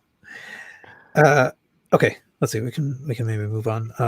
Jack, you have Carrington, you have the next thing. It's me. Welcome to the show. I have an article that's very bad and wrong, and I am wrong about that and have no right to say it's bad and wrong. So I have a very interesting relationship with this article. I'm gonna share that with you guys because it's like a roller coaster reading this thing. So first of all, it's on a site called Debugger. You get like 3 views or something of members only stories. So this can be one of your free members only stories, and it's about the Atari and then Activision, Absolute, and other computer game companies from the early 80s and late 70s that all started with A. And the premise here is they all started with A because if you were going to appear at E3, the Electronic Entertainment Expo used to exist, or CES or whatever, then people would show up, they would know Atari, you'd open up the big book of where everybody's booth were, and so they might not go past Atari once they found that. So you got to name yourself so that you appear above Atari, otherwise no one would find you. Now, on the face of it, that seems like nonsense, because if you think of all the computer, like Commodore, Tandy, Radio Shack, Intellivision, ColecoVision, like they all don't start with A. Like it's crazy to think, like, or even just if it focused on software. I looked up companies like video game companies established in 1979. The only A is Activision. The rest are Sierra and Capcom and Edware and Infocom and SSI and 1980 is the exact same thing. So this seems like on the face of it completely wrong, but that said, it's a very interesting read because it talks about how Activision gets spun off. And that's a pretty famous story, but it's written up here really neatly because it talks about how in 1980 or so, or late 1979, Atari tries to get everybody motivated to focus on the games that are going to sell the best. But as it turns out, as the article says, showing some people who are making annual salaries of $20,000 that their games have collectively generated $60 million probably doesn't go over very well. And then when they ask for a raise, I guess Atari tells them, you're no more important than the people on the assembly line that screw the cartridges together. You're just cogs in the wheel. And thus Activision gets born as those people go, screw you, we'll make our own company. And so this talks about how then Activision gets named with an A because they want to be right above Atari. And then the same thing happens next with Accolade. And I'm thinking, this is wrong. This is all nonsense. And then I realized this article is written by Gary Kitchen. Gary Kitchen certainly knows more about this than I do. He was like one of the founders of Accolade, and it's Gary Kitchen. So he's there at the time and knows a lot more than I do. But at the same time, this seems like a completely wrong fluff piece. So I have difficulty reconciling those. So clearly the person who wrote this article knows more than I do, was there at the time, and should know all about this. But the facts don't seem to be in line with what this article is saying, because the vast majority of companies in this industry that started at that time do not start with A. So make of it with what you will. But it's an interesting article that I was very dubious about until I saw the byline. Well, I mean, it could be that there are that those two companies, Activision and Accolade, and maybe Acclaim, I'm looking at those tabs scrolling, maybe those are the ones who thought of it. Right? Just like we talked about, Quinn mentioned naming the Atari VCS, the new one, the same thing, is terrible for SEO. Like they didn't think they didn't think about their product name very well, but maybe some companies did. Like, yeah, we want to name our thing to be right before the big company that people. But the idea that by the time, but by the time like Acclaim or Absolute come around, and we're getting to the late 1980, early 1981, the idea that those people think the only way someone will find you if you start with A, because they've never heard of, for instance, Broderbund or Datasoft or Learning Company or Sirius or WizardWorks or DBsoft. Like there's like a ton of companies now that are formed by 1980, almost none of them start with A. So it doesn't seem to make sense, but it's written by Gary Kitchen. So I mean, it still can be a thing where, it doesn't make sense in a sense, but like it can be that, like, if you think of it and you're that guy at Accolade who thought of this, like, wait, I see Atari and Liz, Activision, wait, we can get one step ahead of them. Like it may feel like it's a genius idea. It may not have actually made any difference to anybody in the world. Like, and certainly historically, this was a thing people used to do. That's why you would get a towing company or whatever. Right. So for the phone book. How people named stuff back then. But none of them named their software like Aardvark software, which would be the obvious one. But actually, anyway. My hypothesis on this is that it's not as much of a thing as people now say it was, first of all. Like, and it is something that the founders of all those companies say, oh yeah, we named it Acclaim because of this, we named it Accolade because of this. But I think that's a lot of retconning maybe of how important that really was to the decisions.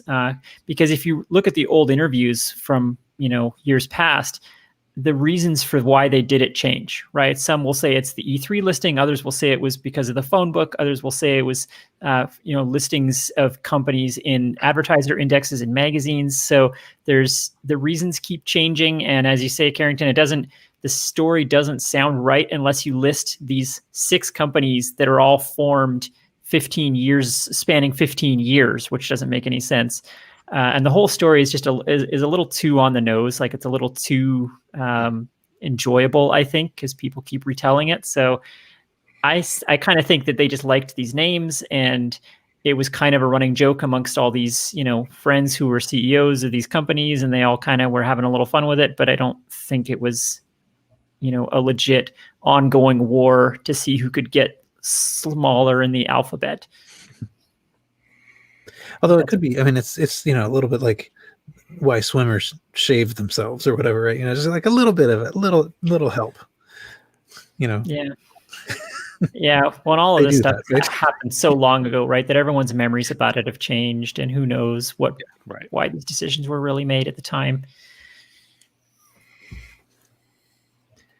I always my ability to come in and say, this guy doesn't know what he's talking about, when I saw who the person was. It's like, oh well. I mean, it's good to respect, the author of that post, but at the same time, like even the people that were there, we change our own memories to fit a story that we like, right? So he may remember it as being that's why they did it, but who knows if that's really why at the time.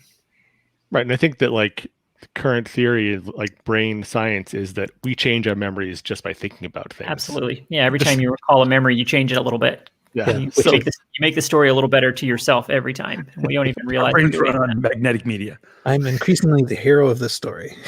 That's how I remember it. Well, and that story about the naming, the alphabetizing names is so commonly told in gaming and retro circles. Like everybody loves that story, right? And we've told it on this show 1,000 times. So a story that's that widely told, it just becomes part of the cultural zeitgeist. And even the people that were there remember it that way, even if that's not really what happened. Yeah. Okay. One last thing, I think. Is that it? Yeah. I'll put this up. I challenge us not to talk long about it, but we'll see. This has been sort of like making the rounds a little bit recently because we our hobby got a mention in the New York Times, and you'll note retrocomputing is spelled with no space in the middle. It's all one word. But so there's this article called "The Impractical but Indisputable Rise of Retrocomputing," and it's kind of cool. It largely, it's basically kind of marveling at the price that people are willing to pay for these things, and talking a little bit, I guess, about why people like it. Like why people might get into this. That it isn't just that it is kind of like a link to the past and that sort of thing. So I mean, it's better than some of these articles have been. But it still is kind of marveling at the price, which I worry about a little bit because that's just going to mean that in this public place, with this public discussion of high prices will come further high prices. Mm-hmm. Right. So, but it's kind of neat. Anyway, there's a picture of an Atari ST in a modern New York Times. And yep, the prices on everything just doubled. Great. Yeah. Yet we still spell Retrocomputing Roundtable as retro space computing. That's right. I was kind of bummed when I read this that they didn't give a shout out to our podcast. Indeed, right? Yeah, although you couldn't find it because they Googled for retro computing. That's one word. We didn't show up. But there are in the comments there are people we know too. So I know that Blake, for example, was in the comments, and I think there were other people that we know in here too. So and someone we don't know, Snoop Dogg.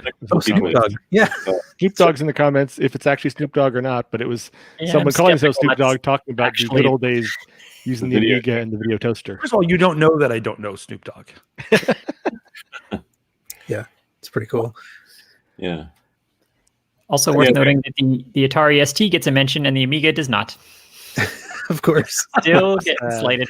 Sad. Well, they showed an Amiga. There's an Amiga. I actually don't know. I was just being facetious. They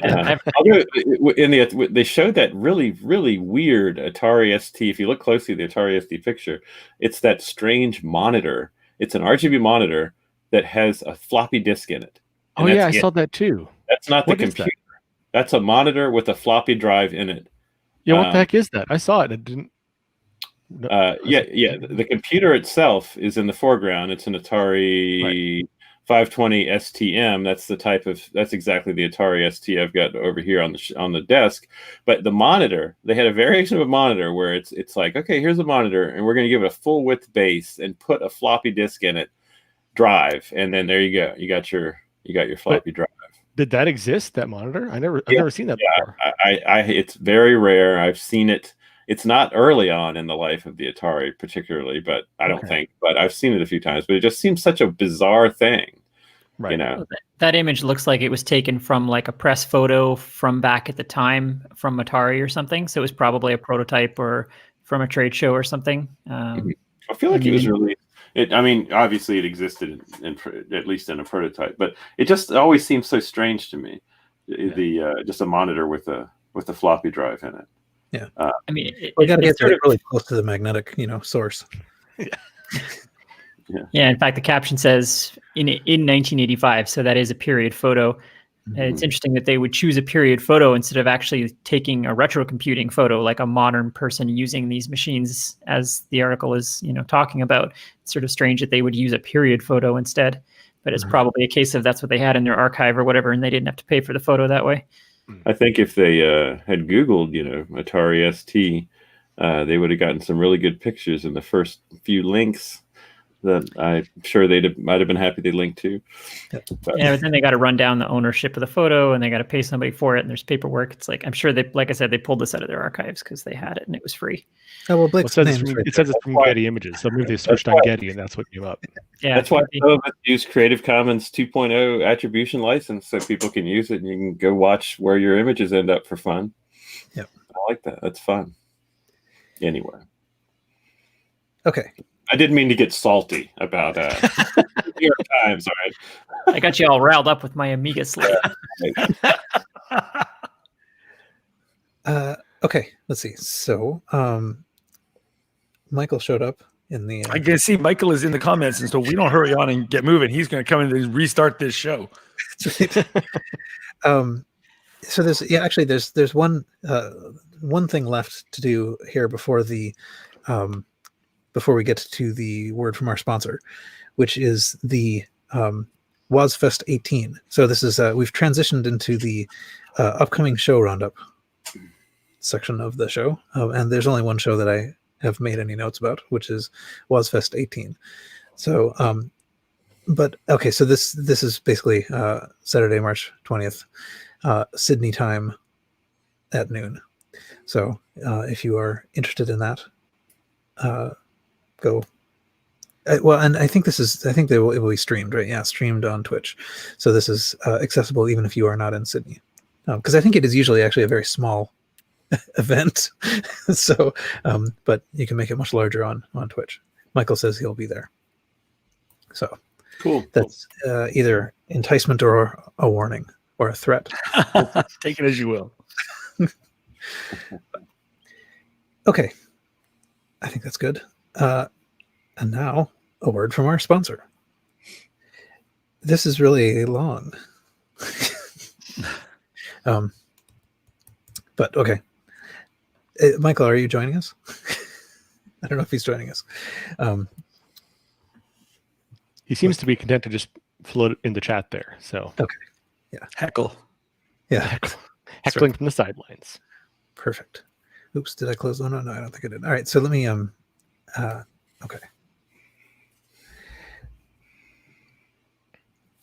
And we're back. So the next thing to talk about here is the host's retrocomputing gift idea. And the host of this retrocomputing gift idea is Jack. Yeah, so this popped up somewhere. It's an interesting looking gamepad for Atari and compatible Amiga, Atari ST, what have you, systems. Good price. The reviews I've seen seem mostly pretty good. So it's both a joystick and a paddle controller. So it's hard to see in the picture, but on the left is a single rotatable paddle. It's called a Hyperkin Ranger Premium Wired Gamepad. Yes, thank you. I should have said that initially. The Hyperkin Premium Wired Gamepad. This is from, it's also. So it's also mentioned that it is for the Retron 77, which Hyperkin also sells. People don't know they do a lot of consoles that play old things like the Retron 3 and stuff, and so they'll play NES games or NES games and Super NES and Super Famicom games. You put the actual cartridges in and they'll play them. Right. They're kind of mostly known for making those. Right. Mm-hmm. Cool. Yep. And so this controller seems pretty good. I haven't bought one, but I've been thinking about it.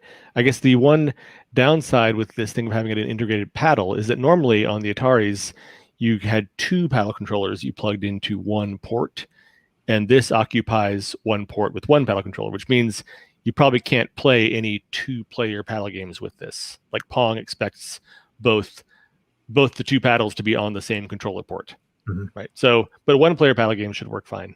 And I think it's just kind of neat to have both the paddle controller and a joystick in one. That's pretty unusual. And it looks nice. I mean, I think it's nice.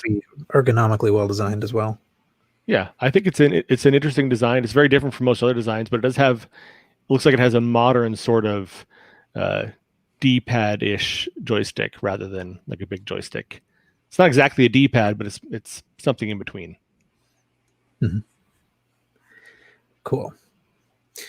All right. And it can be yours for $24.99. I should mention that's right. US dollars, which is not much. No, it's a really good. It's a quite reasonable price for almost anything like this. Yeah.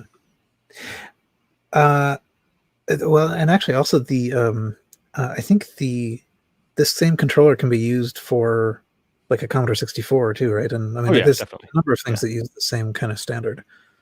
Yeah, anything that uses this, like the standard 70s, 80s 9-pin DIN digital joystick interface that Atari popularized would work. Yeah. Cool. All right. We should mention, though, I guess it's worth mentioning that the Retron N77 is Hyperkin's Atari console version of their thing. So it would be going essentially head-to-head with the new Atari VCS, because the Retron 77 takes an SD card that you can throw ROMs on, although it's weirdly limited in the number of ROMs you can have on a given card. They this weird slot thing that everyone's complaining about, but can essentially play you download the ROMs, you can play all the Atari games, and it also has a cartridge slot, so you can play official ones as well. And it's, I think, $70. So again, the problem with the ungoogleable Atari VCS is it's up against other things that do this basically the same thing and more for $70. Yep.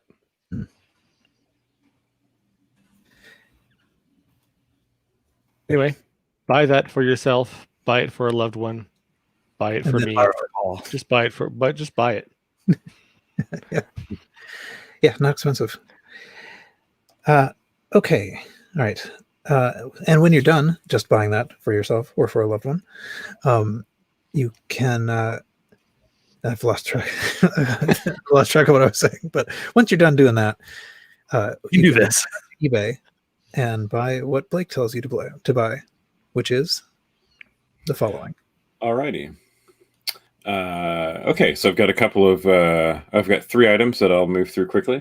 The first of which is a Macintosh 2 RISC 88,000 processor board for the Macintosh 2. Again, estate sale item. Now, apparently, this is a Tektronix board. It looks like it looks as if it has 4 88,000 processors, but I'm not sure exactly what's going on with it. It has a new bus connector and some RAM and empty RAM expansions for the board itself. And what this is the 88,000 was a RISC processor that Motorola was trying to bring forth to compete with SPARC and MIPS processors, Sun and SGI. They had some iterations of it in the late 80s. I know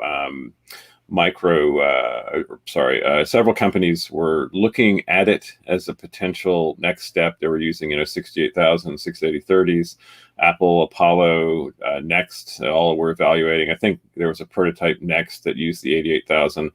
But by the time, I guess what was considered, as I understand it, the most practical device, the 88110, was available in 1990. People had moved on, and it sort of didn't happen. And then Power PCs, where Apple went, and that sort of thing. So anyway, this is a board that you plug into a Mac 2, and basically you can use it to code for it in C and Fortran. So this is a higher performance processor, I think, by far than what's in the Mac host, and you can have it execute programs, faster on this board, and they can actually run simultaneously with the 68020 code, that's running on the Mac 2. 20 megahertz board, it'll accept. Well, I guess it comes with 8 megs of memory, and apparently the cost was $12,000 back in the day. So it's that's a lot of money, but I guess it was a very. I mean, the Mac 2 itself was very expensive, and this is a lot more power, than the Mac 2. The seller has got it in estate sale. Is looking. It's a buy it now for $3,705. free shipping. So if you want to really hit some Fortran and other language code, you can do that. You can do that with this device. So I thought it was interesting. Anyone have any old tales about the 88,000 amongst the group? Nope. Nope. It's interesting in the description this is clearly taken from a write-up at the time. That number, like that, it cost $12,000 to get this thing. So the total cost for a Mac would end up being $19,000, $12,000 for this thing, $2,000 for this Fortran compiler, and then $5,000 for the original Mac you put it in.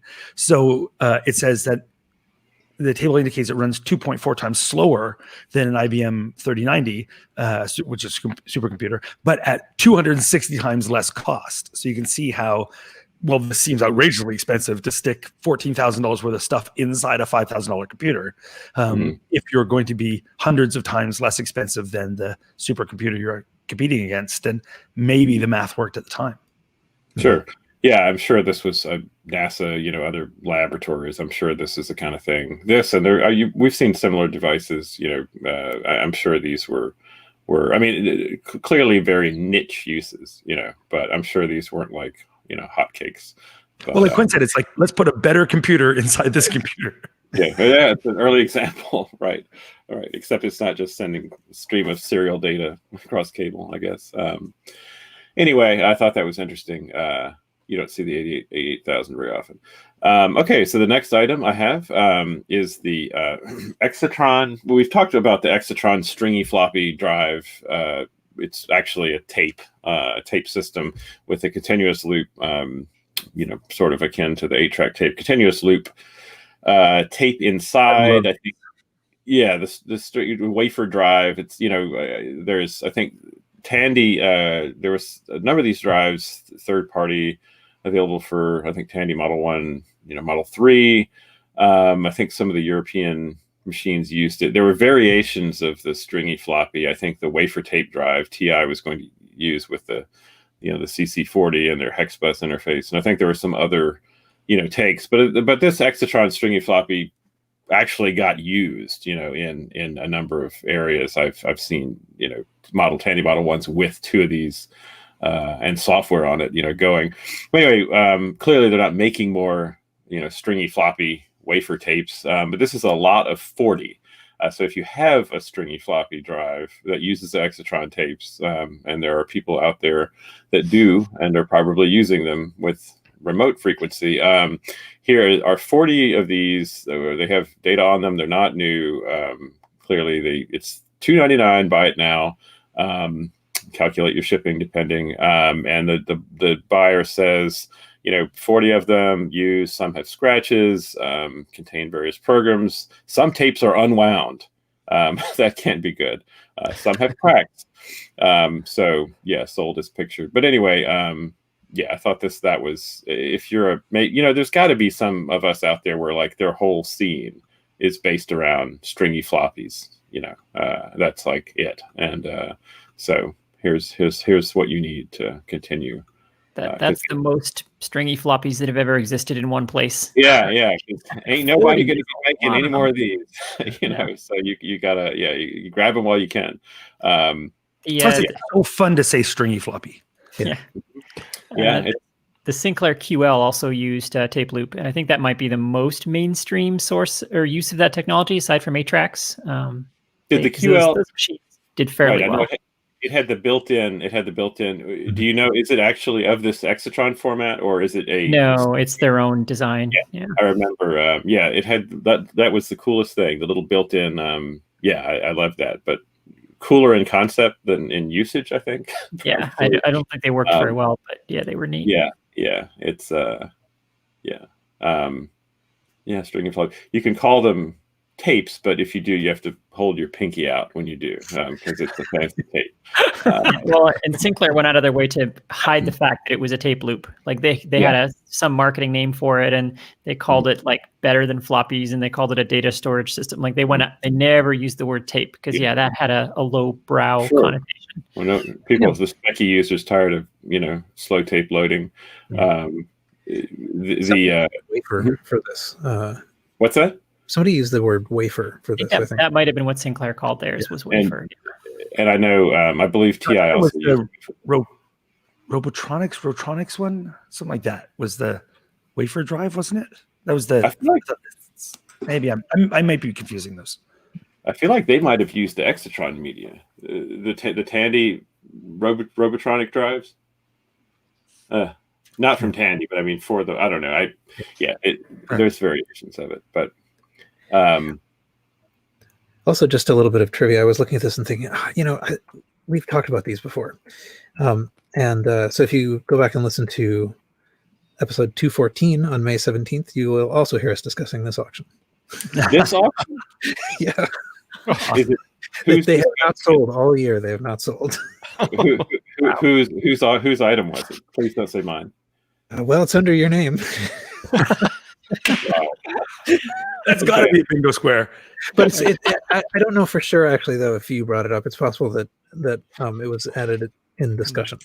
But because I remember looking at some of these and trying to figure out whether the tape held 16K or whether the computer had to have 16K or. Yeah, maybe we should edit this one out. No way. This is my favorite part of the show so far. I should point out in the comments, Spectron, aptly named Spectron, points out that the ZX Spectrum one was called the micro drive. Yes, which I just looked that up so that I could say it. But thank you both for stealing my thunder. But yes, the thunder is ours. Yeah, and I'm glad actually that we brought that up, because what's cool about, or what I like about that name, micro drive, is that not only did they go out of their way to not call it a tape, they tried to make it sound like a floppy-like device, right? So that you would think it was hip and modern, but in fact it was an 8-track, and it was terrible and it was garbage. I think that the Adams, more hip than 8-track. Coleco used a straight-up mini cassette and called it a digital data pack. Yes. I think it was not quite, but basically it was a regular, cassette tape. It wasn't in a loop or anything. No. Anyway, so there you go. Again, I will cautiously move to my next item. If anyone, I remember this. Someone raised their hand. So what this is, I know we've talked about the computer that these are connected with. Anyway, I'll read the title. It's Vintage Dimension 68,000 Computer System, 5 1/4 inch floppy disk with sleeve, 5 disks. We talked not that long ago, probably since May, about the Dimension 68,000, which was the 68,000 MC 68,000 based system that it did its own thing, but it also accepted interface cards for emulating other systems. I know the Apple II was one, PC, CPM, and I feel like there might have been a Commodore 64 card. Anyway, this is of interest because if you look at it, not so much in the same way as the stringy floppies, random, used for new data, but these are, system utility disks, system utility disk 4, 3, 2, 1, emulation disk, release 1.21, June 1984. Copyright Digital Research. Okay, wonder what that's emulating. That's CPM right there, surely. Well, actually, they all say Digital Research. Interesting. I don't know if Digital wrote all of the OS. I mean, maybe this is all to do with the CPM side of things. But at any rate, I would be very curious as to whether or not these are archived. And so I point these out. I mean, of course, if you have a 68,000, you don't have this software, that's great.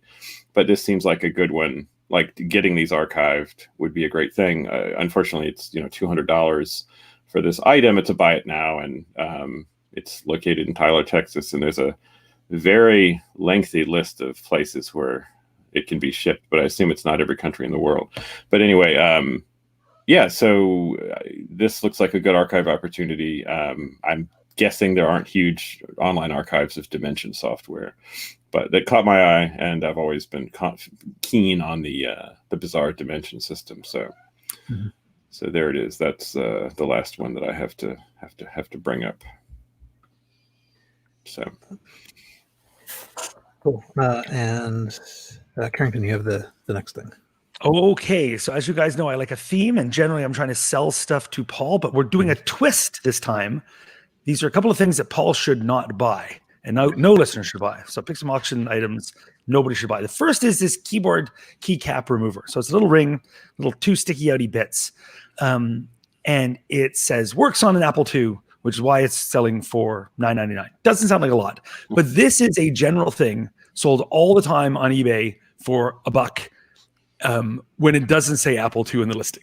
So if you get out of the vintage section and just look for keycap removers, this is a little tiny piece of plastic. So often you'll see, how can this little piece of plastic be $10? Well, it's because they can buy it for $1 and sell it to you, Apple II schmoes, for $10. So it's neat. And if you do want to remove keycaps, this kind of thing and variants of it work quite well. It's like a little ring, stick it on your finger, you push down on the keyboard, you pull up, out pops the keyboard, out pops the keycap, which you can do without one of these as well. But the nice thing about these keycap removers is it pulls from 2 places, and so you're less likely to snap the little plastic underneath them. So they work well, but don't spend $10 on it. Spend $1 on it on eBay.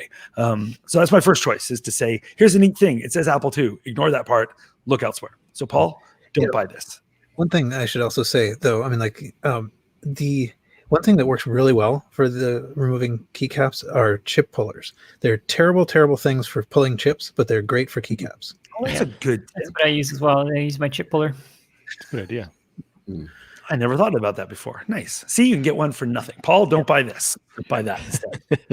The next thing I want to not sell you is the ugliest joystick I've ever seen in my life. Brace yourselves. Here you go. It is the hobby stick. Oh. And it's a monster. I love this thing. Paul, don't buy it, though. It's ugly. Now, there's a couple of these on eBay at the moment. This one is $70. Buy it now. And it's still new and sealed. You can spend $80 to buy one on eBay that's been opened and used. So that's how this thing rolls right now. It's cheaper to buy a new one. A hobby stick is in quotes. Like, it's like the hobby. Like, it's got scare quotes around the name. It's kind of a handmade sort of thing. Like, I love it. It's got these 3 switches on them, kind of like the top Atari VCS, but they have little hand-cut piece 2 plastic over top of them. It's got multiple buttons. I love this thing. I don't understand this thing, but it's joystick, and it's the ugliest joystick I've ever seen. I see that it's configurable. Like you can choose whether left is left or left is right, and up is up or up is down. Mm-hmm. And they have the 2 buttons absurdly close to each other. But okay, so you can flip the axes basically with a switch. Mm-hmm. Okay. Yeah, that's the concise way to say what I said. but the buttons are small, sticky, uppy buttons that would hurt your finger. Yeah. Everything about it is an ergonomic nightmare. I adore it. Paul should not. Yeah, I don't think this is a computer gaming joystick. I think this is targeted at like electronics enthusiasts or RC people. Flight simulator. Yeah, well, no, like you're controlling your remote control airplane or an RC car, or you want to have a joystick control on your electronics project. I think that's maybe what this is. Oh, is it made out of the material that an egg carton is made of? Hopefully, so it'll muffle sound. Maybe. The nice thing about this one, the last one was $10 because it was filed under Retrocomputing, so that's why you paid $10 instead of $1. This one has been uploaded to eBay in the vintage manuals and merchandise section of Retrocomputing to make it hard to find. So you gotta really want a hobby stick. Hobby, by the way, is spelled HOBBI. Everything about this just tickles me.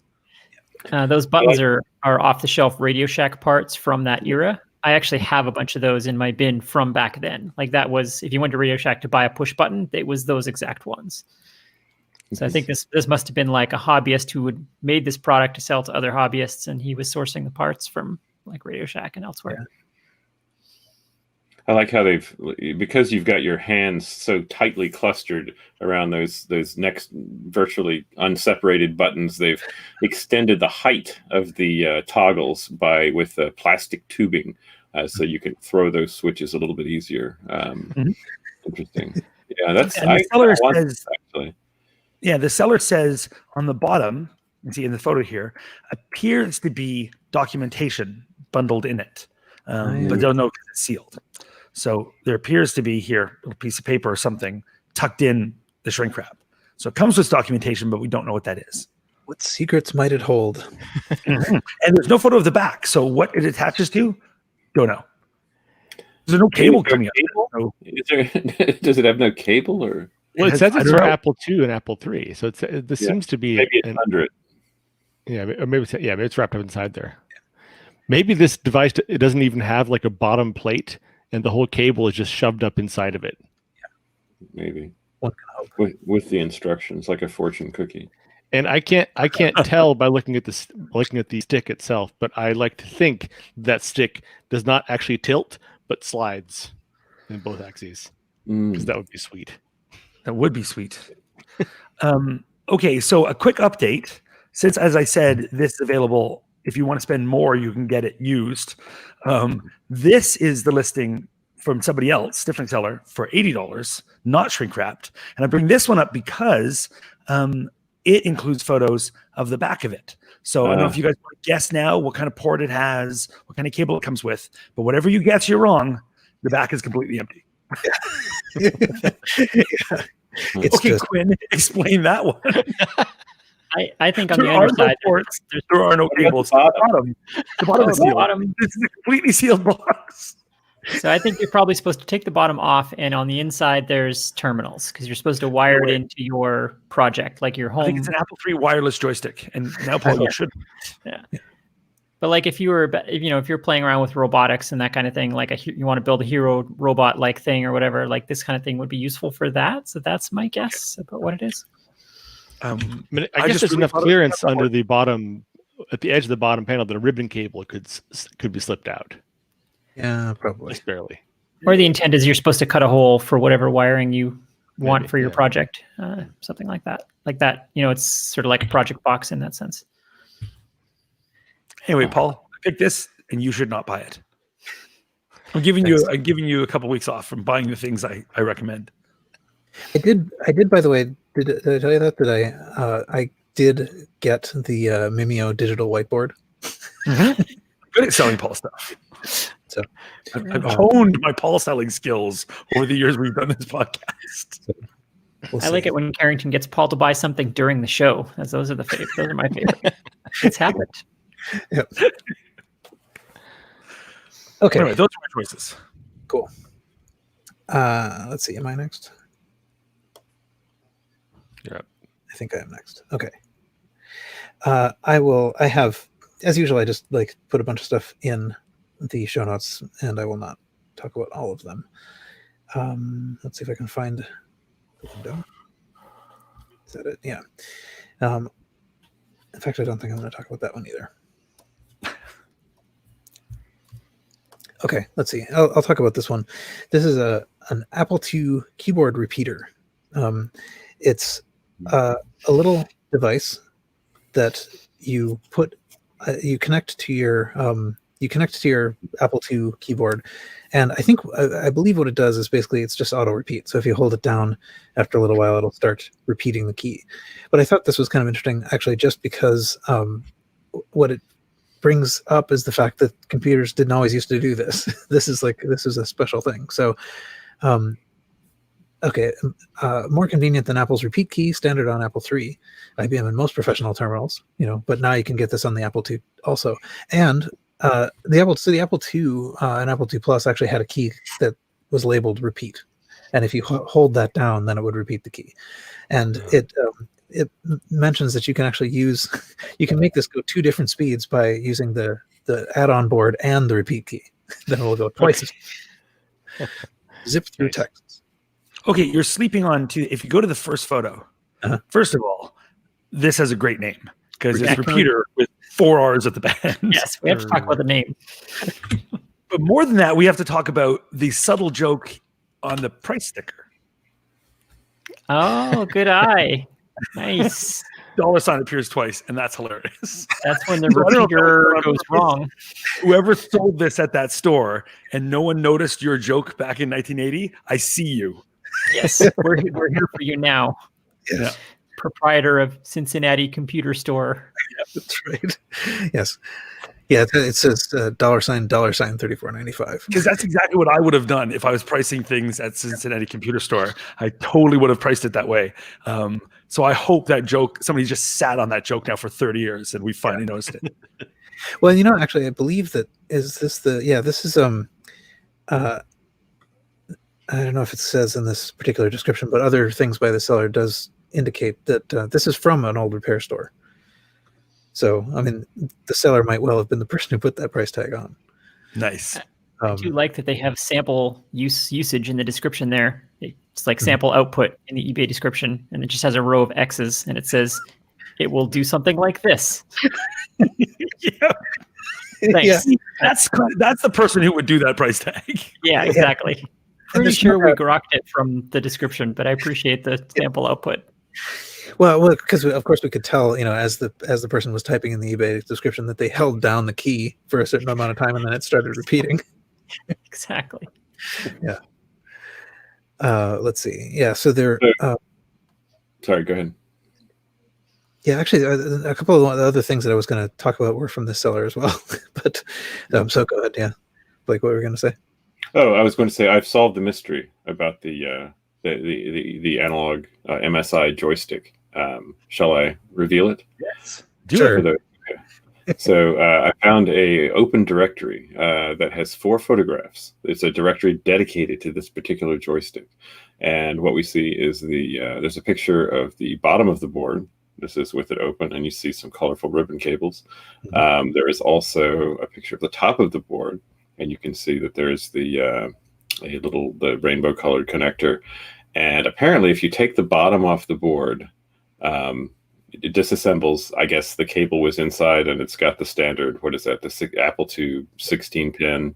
Is that 16-pin, Paul? The dip joystick connector. So yes, I guess you need to pull the bottom off. Although it looks as if there might be a little notch there, kind of. Yeah, do you see the notch on the bottom? Carrington saw what I was pointing at. Yeah, on the bottom plate, it looks like there might be a notch. Yep. Yeah, it does look anyway, to let the cable out. But anyway, so it's inside unclear. for shipping, I guess. There's another dip connector, which I don't know what that would be about, but unpopulated. But see, my guess is that's so you can connect your project to it as well, or something like that. Yes, maybe. Anyway, I couldn't help but stop, to help solve the mystery. That's a very simple looking device in there. Yeah. Yes. But at the time, like in '79 or whenever, that would have been pretty cool because that stuff's hard to get. Like, nice switches and a nice joystick. Even now, like if you want to buy an analog joystick for your hobby project, they're not that easy to get. Not good ones anyway. Don't let her sell you. Yeah. Okay, let's see. Now, the next one I had, this is an Apple IIc. I find there's a couple of things about this auction. So it says vintage Apple IIc computer, A2S 4100, Laser Writer 2, Image Writer 2, 5.5-inch disk drive, 5.25-inch disk drive.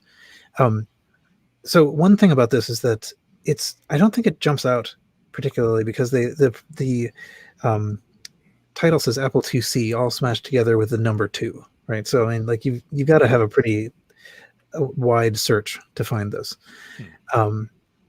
The other thing that they don't mention, this auction, by the way, it's got 9 days left. The current bid is already up to about $158. It has one of these flat panel displays. This is a C-View, so it's not the Apple one, but those are relatively sought after for the Apple IIcs as an interesting device. You can actually sort of see they have a photo of this thing working, and you can kind of see that they're not very usable. I think the C-View might actually be better. This is C-View is the brand. It appears to be. It might be a little bit better than the Apple made one, but they're pretty rough to read. I think we talked about this as like how suitable they'd be on the beach, right? You can't see it even in like optimal lighting conditions. But anyway, I thought it's interesting because I think the person who's selling this doesn't really have they didn't highlight the fact that it had this flat panel display, which Yeah, the current bid is a lot less than those displays go for by themselves. So that's pretty impressive. Like, this is a good find if somebody wants a 2C, because it's a very nice, complete system. And you want a 2C rather than a 2C plus. My search back before, when I wanted a 2C, was for the A2S 4100. Most of the 2Cs, the original ones, are A2S 4000, and the 4100 has a much nicer keyboard. Like, that's essentially the only difference between the two. And the original keyboard, the original Apple 2C, is kind of crappy, and the one on the 2C Plus is kind of amazing. And so this is the better keyboard version of the original 5.25-inch side floppy 2C. So this would be the one that I'd want too. Yeah, this is a great buy actually at that price. I was kind of curious. So they threw in the Lacerator. Do you think That's what it does? I mean, this actually, there's no way to connect that to the 2C. Am I correct? There were ways, yeah. So GEOS could talk to Laserwriters. So there was some software that could do it, I think. Also, Laserwriters talked over Apple Talk. So you'd be able to put an Apple Talk dongle on your printer port, wouldn't you? Yeah, well, Laserwriters had serial too, didn't they? The early ones? I remember in A Plus magazine, there's an article by Paul Ludus, who wrote Apple Writer 2. Right. And he gave this, I don't know what the physical connection mechanism was, but he was giving control code methods of controlling postscript in Apple Writer 2 to output, borders and, geometry on a laser writer if you wanted to fancy up your Apple Writer 2 document. And he was definitely doing it on an Apple II pre-GS. So I don't know. I'm guessing it must have serial in, at least the early laser writers. Okay. This is not one of the earliest, I don't think. Cool. So yeah, so I think this is, if it's somehow sold as it stands, it is a pretty good deal. You have to figure out a place to put your image writer too. I wonder what the reserve is. Reserve not met. Yeah, that's true. This is one that has reserve. Right. Okay. Yeah, the reserve might be $1,000. If they don't mention the LCD panel, then they clearly don't know what they've got. Yeah, true. That's. I mean, honestly, they should sell that separately, probably. Yeah, they'd get more for it. Yeah. Yeah. Okay. I thought that was cool. This is a Seiko UC2200 controller for the Seiko wearable computer system. Does this look familiar to you guys? So, nope. It's the watch, right? Yeah, the Seiko. What is it? UC2000. Oh, yeah. I remember seeing commercials for this thing back in the day. That the computer-like attachment for the watch. Yeah. Yeah, so there are sort of two sizes of the computer attachment. This one has a little printer, and it has a little dock that you put the watch on for when it's being programmed, and it has a place for application ROM packs, and a full kind of like chiclet type keyboard. It's a little bit yellowed. I think it actually started out somewhat yellowed. I mean, like I think it's some kind of beige color to begin with. There's a slightly smaller version of this that is just sort of like a keyboard. It's sort of like a longer rectangle, and there are hilarious photos of people like wearing the whole thing on their wrist, with the rectangle. So this does Johnny not come, Mnemonic style. but it is. I thought it was actually kind of cheap.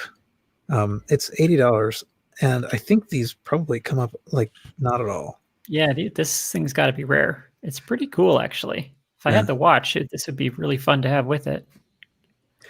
Yeah, it's almost tempting to get this and then look for the watch. Yeah, the watches come up regularly, but I don't think I've ever seen one of these for sale. Yeah. So what kind of things can you actually do with this watch? I'm not even familiar with it. So it's got like a basic calendar, alarms, that kind of stuff, like the Casio calculator watches had, the ability to set a reminder for medications or, basic appointment reminders, things like that. Okay. Yeah. And if you use this controller, you got a sort of a different interface to it to be able to sort of type things into it. Yeah, like you can type data in directly instead of having to program it by holding it up to your computer monitor and flashing lights at it very slowly, which was the other way to program them. Neat. Yeah, so Carrington started saying something which might be that he found the same. Yes, yeah, I found the same write-up, which talks about the dawn of wearable computers and has a whole bunch of examples of this big one and the small one and some marketing and a whole bunch of things down below. Yeah. Oh yeah, right. This ad that's entirely in Japanese, but you can see the big keyboard one that has a printer in it, and then this longer one that actually you could conceivably put on your wrist. I can't remember. There's somebody who was making like a mocking. Oh yeah, I think Blake has found the photo of like wearing the whole thing on your arm. Yeah, it looks kind of like a Nintendo Power Glove sort of vibe coming off that. Yeah, it's you don't mess with that fella when he comes in from the finals. I got your Apple Watch right here. Yeah. Very cool. Okay, let's see. Continuing on, I had another thing which I thought was sort of interesting in that this is an Apple II reference manual. This is one of the.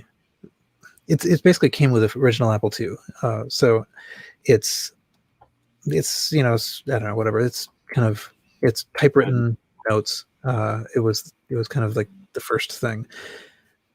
They're actually surprisingly large. I mean, they're letter-sized papers. It's weird when you have one in your hand because you're used to these kind of like small-sized things, and whatever they are, half-sized or whatever, and so this. Particularly when you see this Apple Computer Inc. Logo on the back, it just feels gargantuan.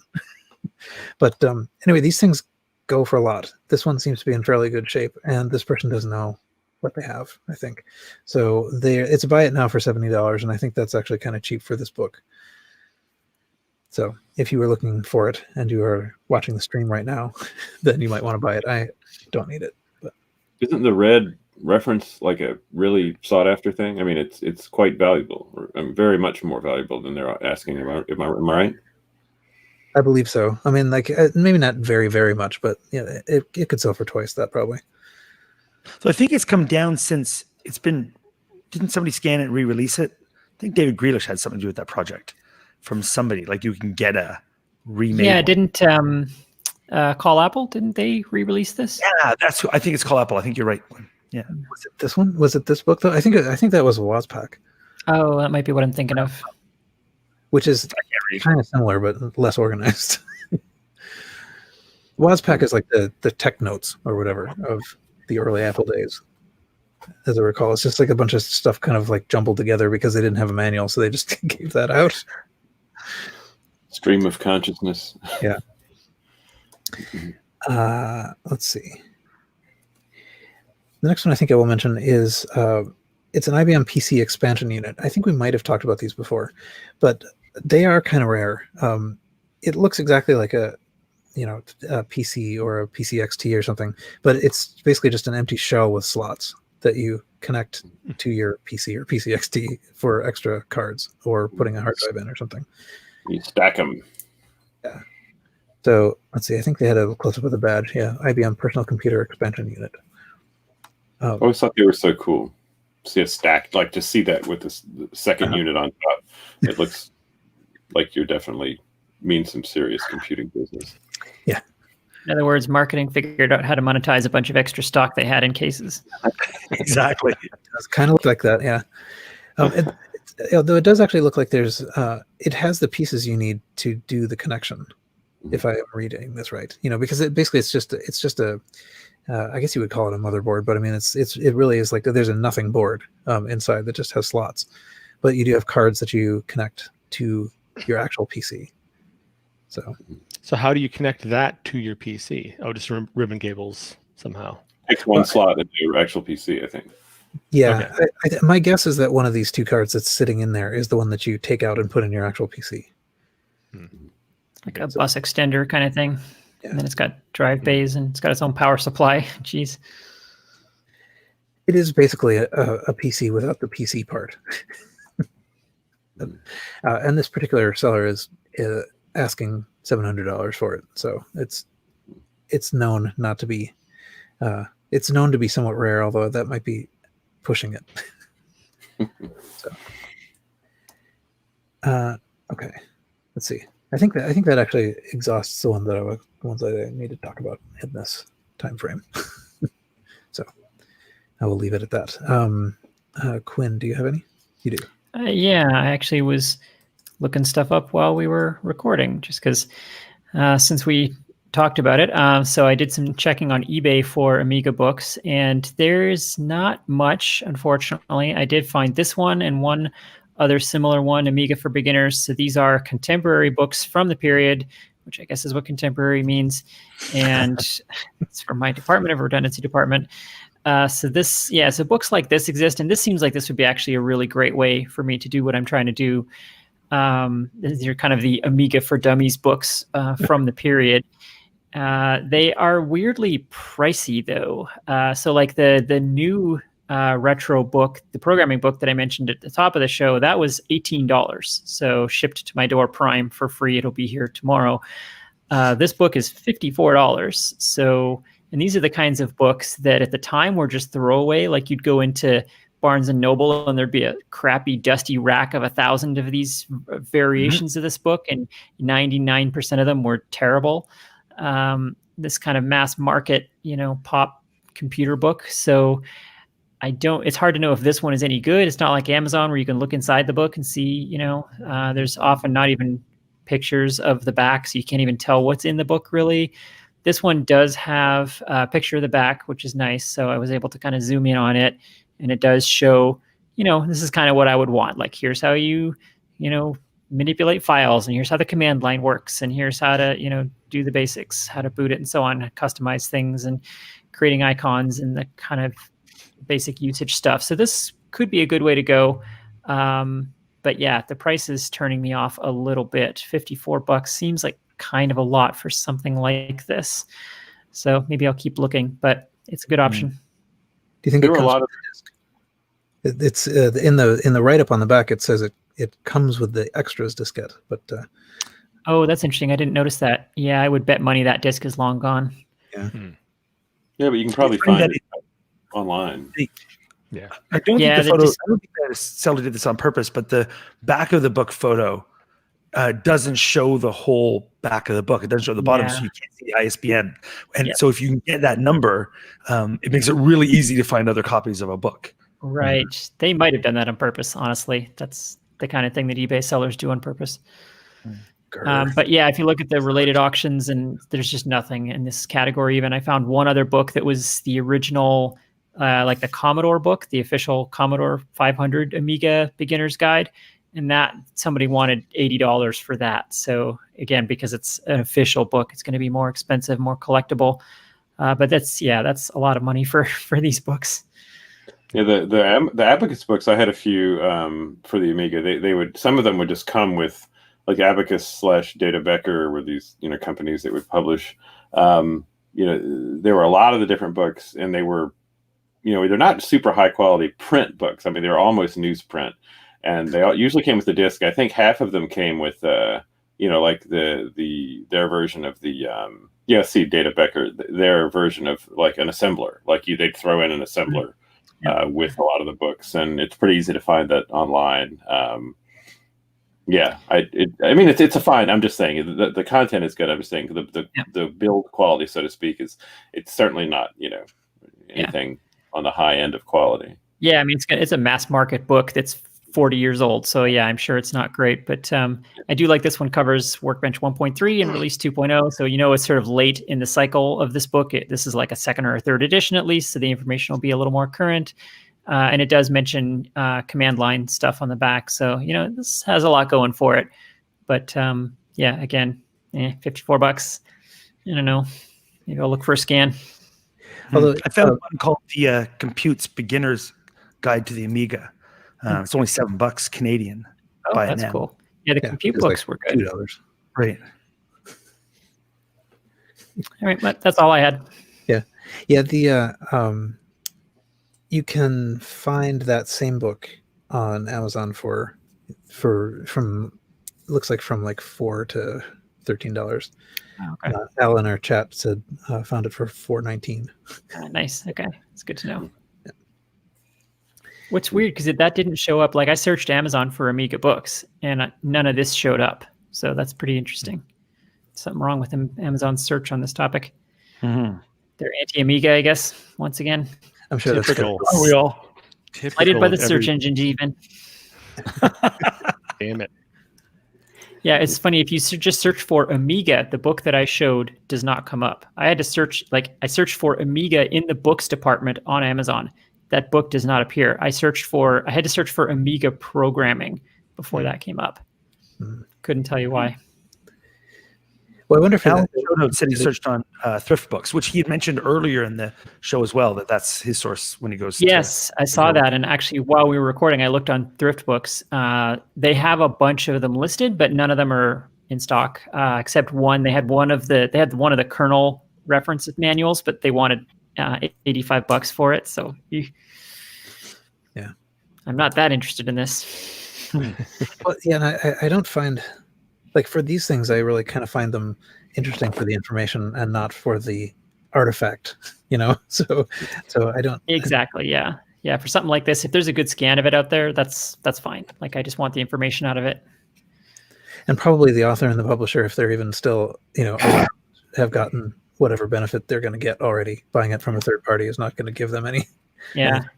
Exactly. Plus, then I don't have a book that I have to deal with afterwards. Like, great, now I have this thing on my shelf that I have to move and pack and dust forever.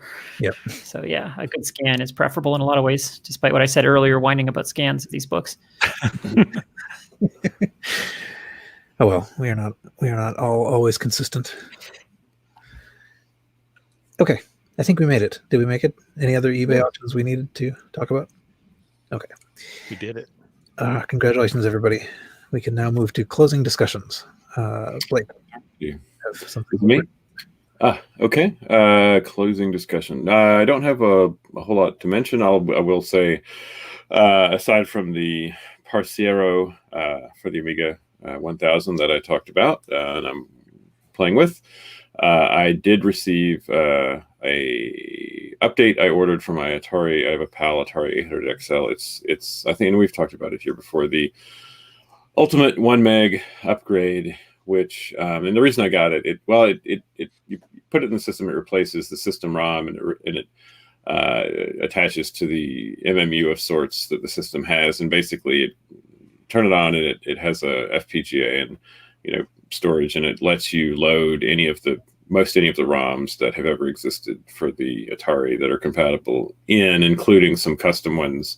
There's I bought it from I believe California-based group called the Brewing Academy that sells Atari upgrades, and they may sell other upgrades as well. I haven't used them before. I hear very good things about them, but I spent a little bit extra in the order to get this. There's a very wanted firmware from called the Jazzy Cat firmware that really makes it super nice. And the reason I got this, and also the reason I got the PAL 800 XL to begin with, is to watch scene demos, demo scene productions on the Atari 8-bit, and a lot of them need they want like 320K or at least 128K, maybe more. And the 800 XL I have has 64K. So that's what that's about. And I think you can get the device for like $70 from the source, but that involves shipping from somewhere in Europe. This was like $100 delivered, I think, from the West Coast. So I will probably, depending on how the day goes tomorrow, install it 4 solder points, and that I should be good to go. So I'm sure I'll talk about that here at the next show. Cool. And again, I'm see if anything interesting pops up in DC this week. Keep my eyes open. So yeah. All right. Well, good luck.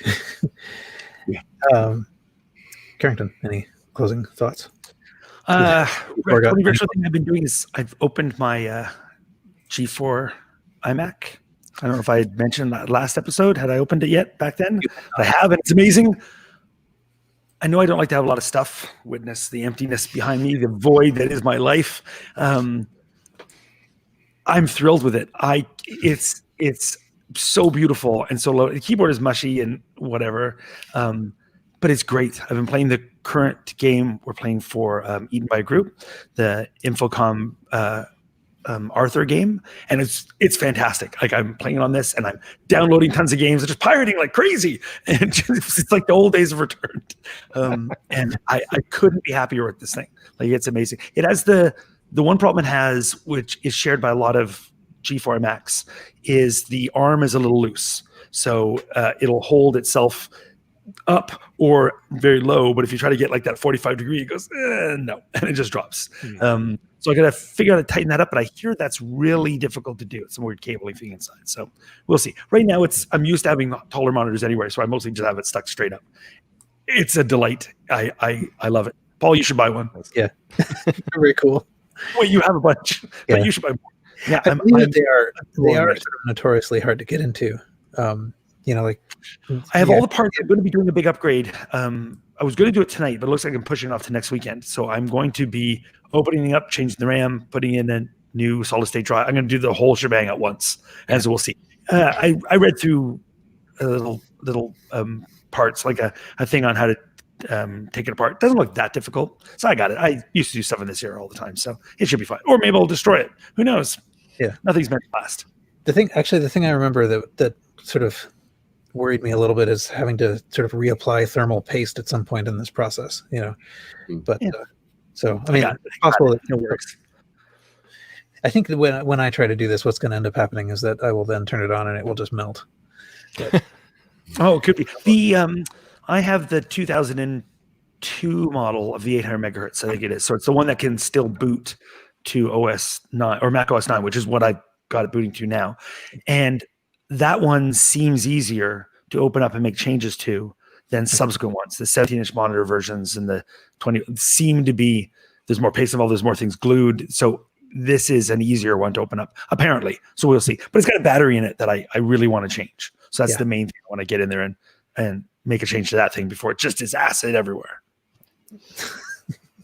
Nice. That's it. Okay, cool. Jack. Yeah, well, I, like Blake, have also been on a little Atari 8-bit upgrade swing lately. I have the Ultimate 1 Megabyte upgrade that I bought probably a year and a half ago and have never installed anywhere yet.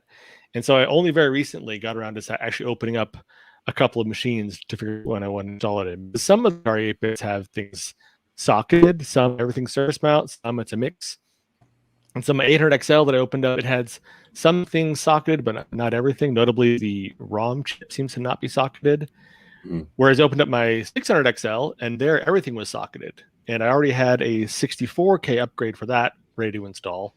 So I installed that, and will next install the Ultimate 1 Megabyte there. So, and it's a PAL 600XL, so it should be good for all of these demos as well. Nice. So Cool. Nice. So it's kind of fun to actually do something that I've been like. I bought the Ultimate 1 Megabyte upgrade and the 64K upgrade for the 600XL at the same time, like a year and a half ago, and have not done anything with them yet. And I bought them both from Lotharek, the guy in Poland who's the creator of these things. Yeah, he's the one who sells them on to the Brewing Academy. They buy them from him. Right. But for me in Europe, the shipping is nice, so it works out. Yeah, and indeed, So go ahead. Yeah, so anyway, that's kind of fun just to finally be moving on this thing that I've been planning to do for a long time. It's actually happening. And also for Christmas, I received this incredible Nixie tube clock from my girlfriend, and it's a kit. So I had to assemble this. There's a lot of soldering involved, extreme close up. Nice. And I think I can hit a button to make it switch to the seconds display. Maybe not. I don't know what I did. I did something. Well, it's something is blinking. There we go. The second's going. Yeah. So it has like a blue backlight, and the numbers themselves are this kind of nice red. And if you flip to the back, you can see. So there are two circuit boards sandwiched together. I had to solder everything onto these. I made some mistakes, but I got it all working eventually, and I'm very happy with this thing. I like the side of the case is kind of like a 40s deco, kind of. Yeah. Is the case? Is that pressed metal or is that plastic? That's plastic. It's metal. This is aluminum, I think. Aluminum. Oh, that's a really sharp looking thing. Yep. So it's really nice, and you can buy this. So you can buy it the kit and you can buy the case, or you can just buy the kit. It's all, you can sort of pick and choose from the seller. It's a company called PV Electronics, English company. Wow. That's a beautiful case. Yep, it's really nice. And it was fun to put together. It took me, I don't know, probably 5 or 6 hours altogether. And I started this too late in the evening, but once I was going, I couldn't stop. So I was up until probably 2 a.m. on a Tuesday or something. But it was so much fun, I couldn't stop. Super cool. Nice. Very exciting. Speaking of which, it's kind of like 1 a.m. on a Sunday for you, right? Yeah. Right, Monday now, I guess. Yep, getting there. Yep. Excellent. Very cool. Yeah, actually, you were speaking of all these, Atari something XLs. The word from our sponsor, I believe, that we're using is the convincer ad for the Atari 1200 XL, Right? which has like a regular keyboard on it. I was surprised actually how big that thing looked. I mean, I thought these things were little, but the 1200 XL looks like it's like almost Apple II sized. Oh yeah, It it's has big. Really nice It's a keyboard. The 1200 XL, I think, is the best keyboard of any of the XLs, right? Am I right? That's what people say. I've never actually used one, but people say the 1200 XL keyboard is very good. Yeah, beautiful keyboard. Yeah. But they're huge. They're really deep. And yeah, it is almost Apple II deep. Not quite, but it's, I don't know, well over half the way there, if not 2/3 the way there. They're big. Yeah. That, by the way, is something of a commercial. I mean, like that. Yeah. I hate that the Atari representative. It's just like someone I would hate in real life. Yeah, it's horrible. It's a horrible commercial with a horrible protagonist. Yeah. Antagonist, really. He's antagonizing other people, other computers. Taking little things off the Commodore's shoulder and eating the apple. Yeah, we dislike Ataris. We dislike Atari people. It's important to make that distinction. Be clear about this. Boo Atari is short for Boo Atari people. Boo Atari Corporation. Yeah. Don't tweet at me. So let's see. I had what about me? That's not actually a whole lot going on for me because I'm reaching the end of the break time and it's getting to be kind of tight time wise. But I am packing things. And I was going to say, how's your move going? Well, it's very slow. We're sort of moving to this condo, but over a month or two. So I mean, it's we're moving all the easy stuff early, feeling like we've accomplished something, and then when it gets to be the last few hours, we will realize that actually what we have left is the hardest part. That is always what happens. But so yeah, I am thinking a little bit about how I might arrange all my many computers around my new desk in the new space, and we'll see how that goes. Some negotiations on aesthetics are no doubt pending.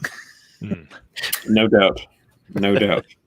So, Quinn, any closing notes? Not a lot. I said on the last episode I was looking forward to playing a bunch of Nox Archaeist. That did not happen. So I fear the fade may have started. Nothing wrong with the game. I just, as I said before, just don't have time for these kinds of games anymore. It's such an investment of hours, and I have to budget my time so carefully these days. So we'll see. But now very shortly this new Amiga book will be arriving, so I look forward to not having time to read that.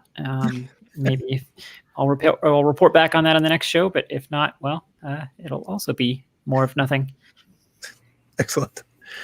If these shows weren't 3 hours long, I might have time to do some of this stuff every week. Yeah, I do think about that sometimes. I also think about that in the editing process. Yeah, I was going to say. Yeah. All right. We should do this like a chess clock thing. Whenever we're talking, we press the button, but we each only have so much. Oh, sorry, I can't tell you my eBay things. I've run out. Yeah, that's a good idea. I think I don't know if I've probably suggested this before, but I've always thought it would be kind of a funny idea too, like particularly in like a conference situation where someone is talking and they need to stop, is to put them on like either a platform that lowers or in front of a lectern that goes up, so that eventually like you just can't see them anymore. Their mic volume just slowly drops. Yeah. But yeah. Anyway, excellent. Well, nevertheless, it is an entertaining, 3 hours every couple weeks, though. It is. So, for us, at least. For us, we have fun. I don't know with listeners, but right. This is the only socializing I get now, so I'm happy for it. The listeners are all Atari people, and they're mad at us. That's right. They're furiously tweeting at me right now. I hope so. Specifically said, don't tweet at me. All right. So that's it for this show. You can find the show notes for this and all the RCR shows at rcrpodcast.com. You can discuss the show in the forums at vcfed.org/forum/forum.php. You can follow RCR on Twitter at RCR Podcast. You can join our Facebook group at facebook.com/groups/RCR Podcast. You can send feedback to feedback@rcrpodcast.com. We are a member of the Throwback Network at throwbackreviews.com. And please write a review on iTunes. That's still in the show notes. I don't know if we do it if you want. we will read them someday. And until next time, Retrocompute. I'm not waiting. I'm going in. Making this happen. Yeah, we did it. Forget the 6-second awkward silence while we wait for someone else to start. That's right. And my repeater on Retrocompute. Yeah. Okay, cool. Yeah, no, actually, my local recording is less than 3 hours this time, so Yep. that's good. Yay. Oh, wait, were we supposed to record? Oh, can we Oh, can we do it? That's right. Actually, I think Michael could join us then. So, all right, cool. Good stuff, guys. Let me say goodbye to YouTube. Bye, YouTube.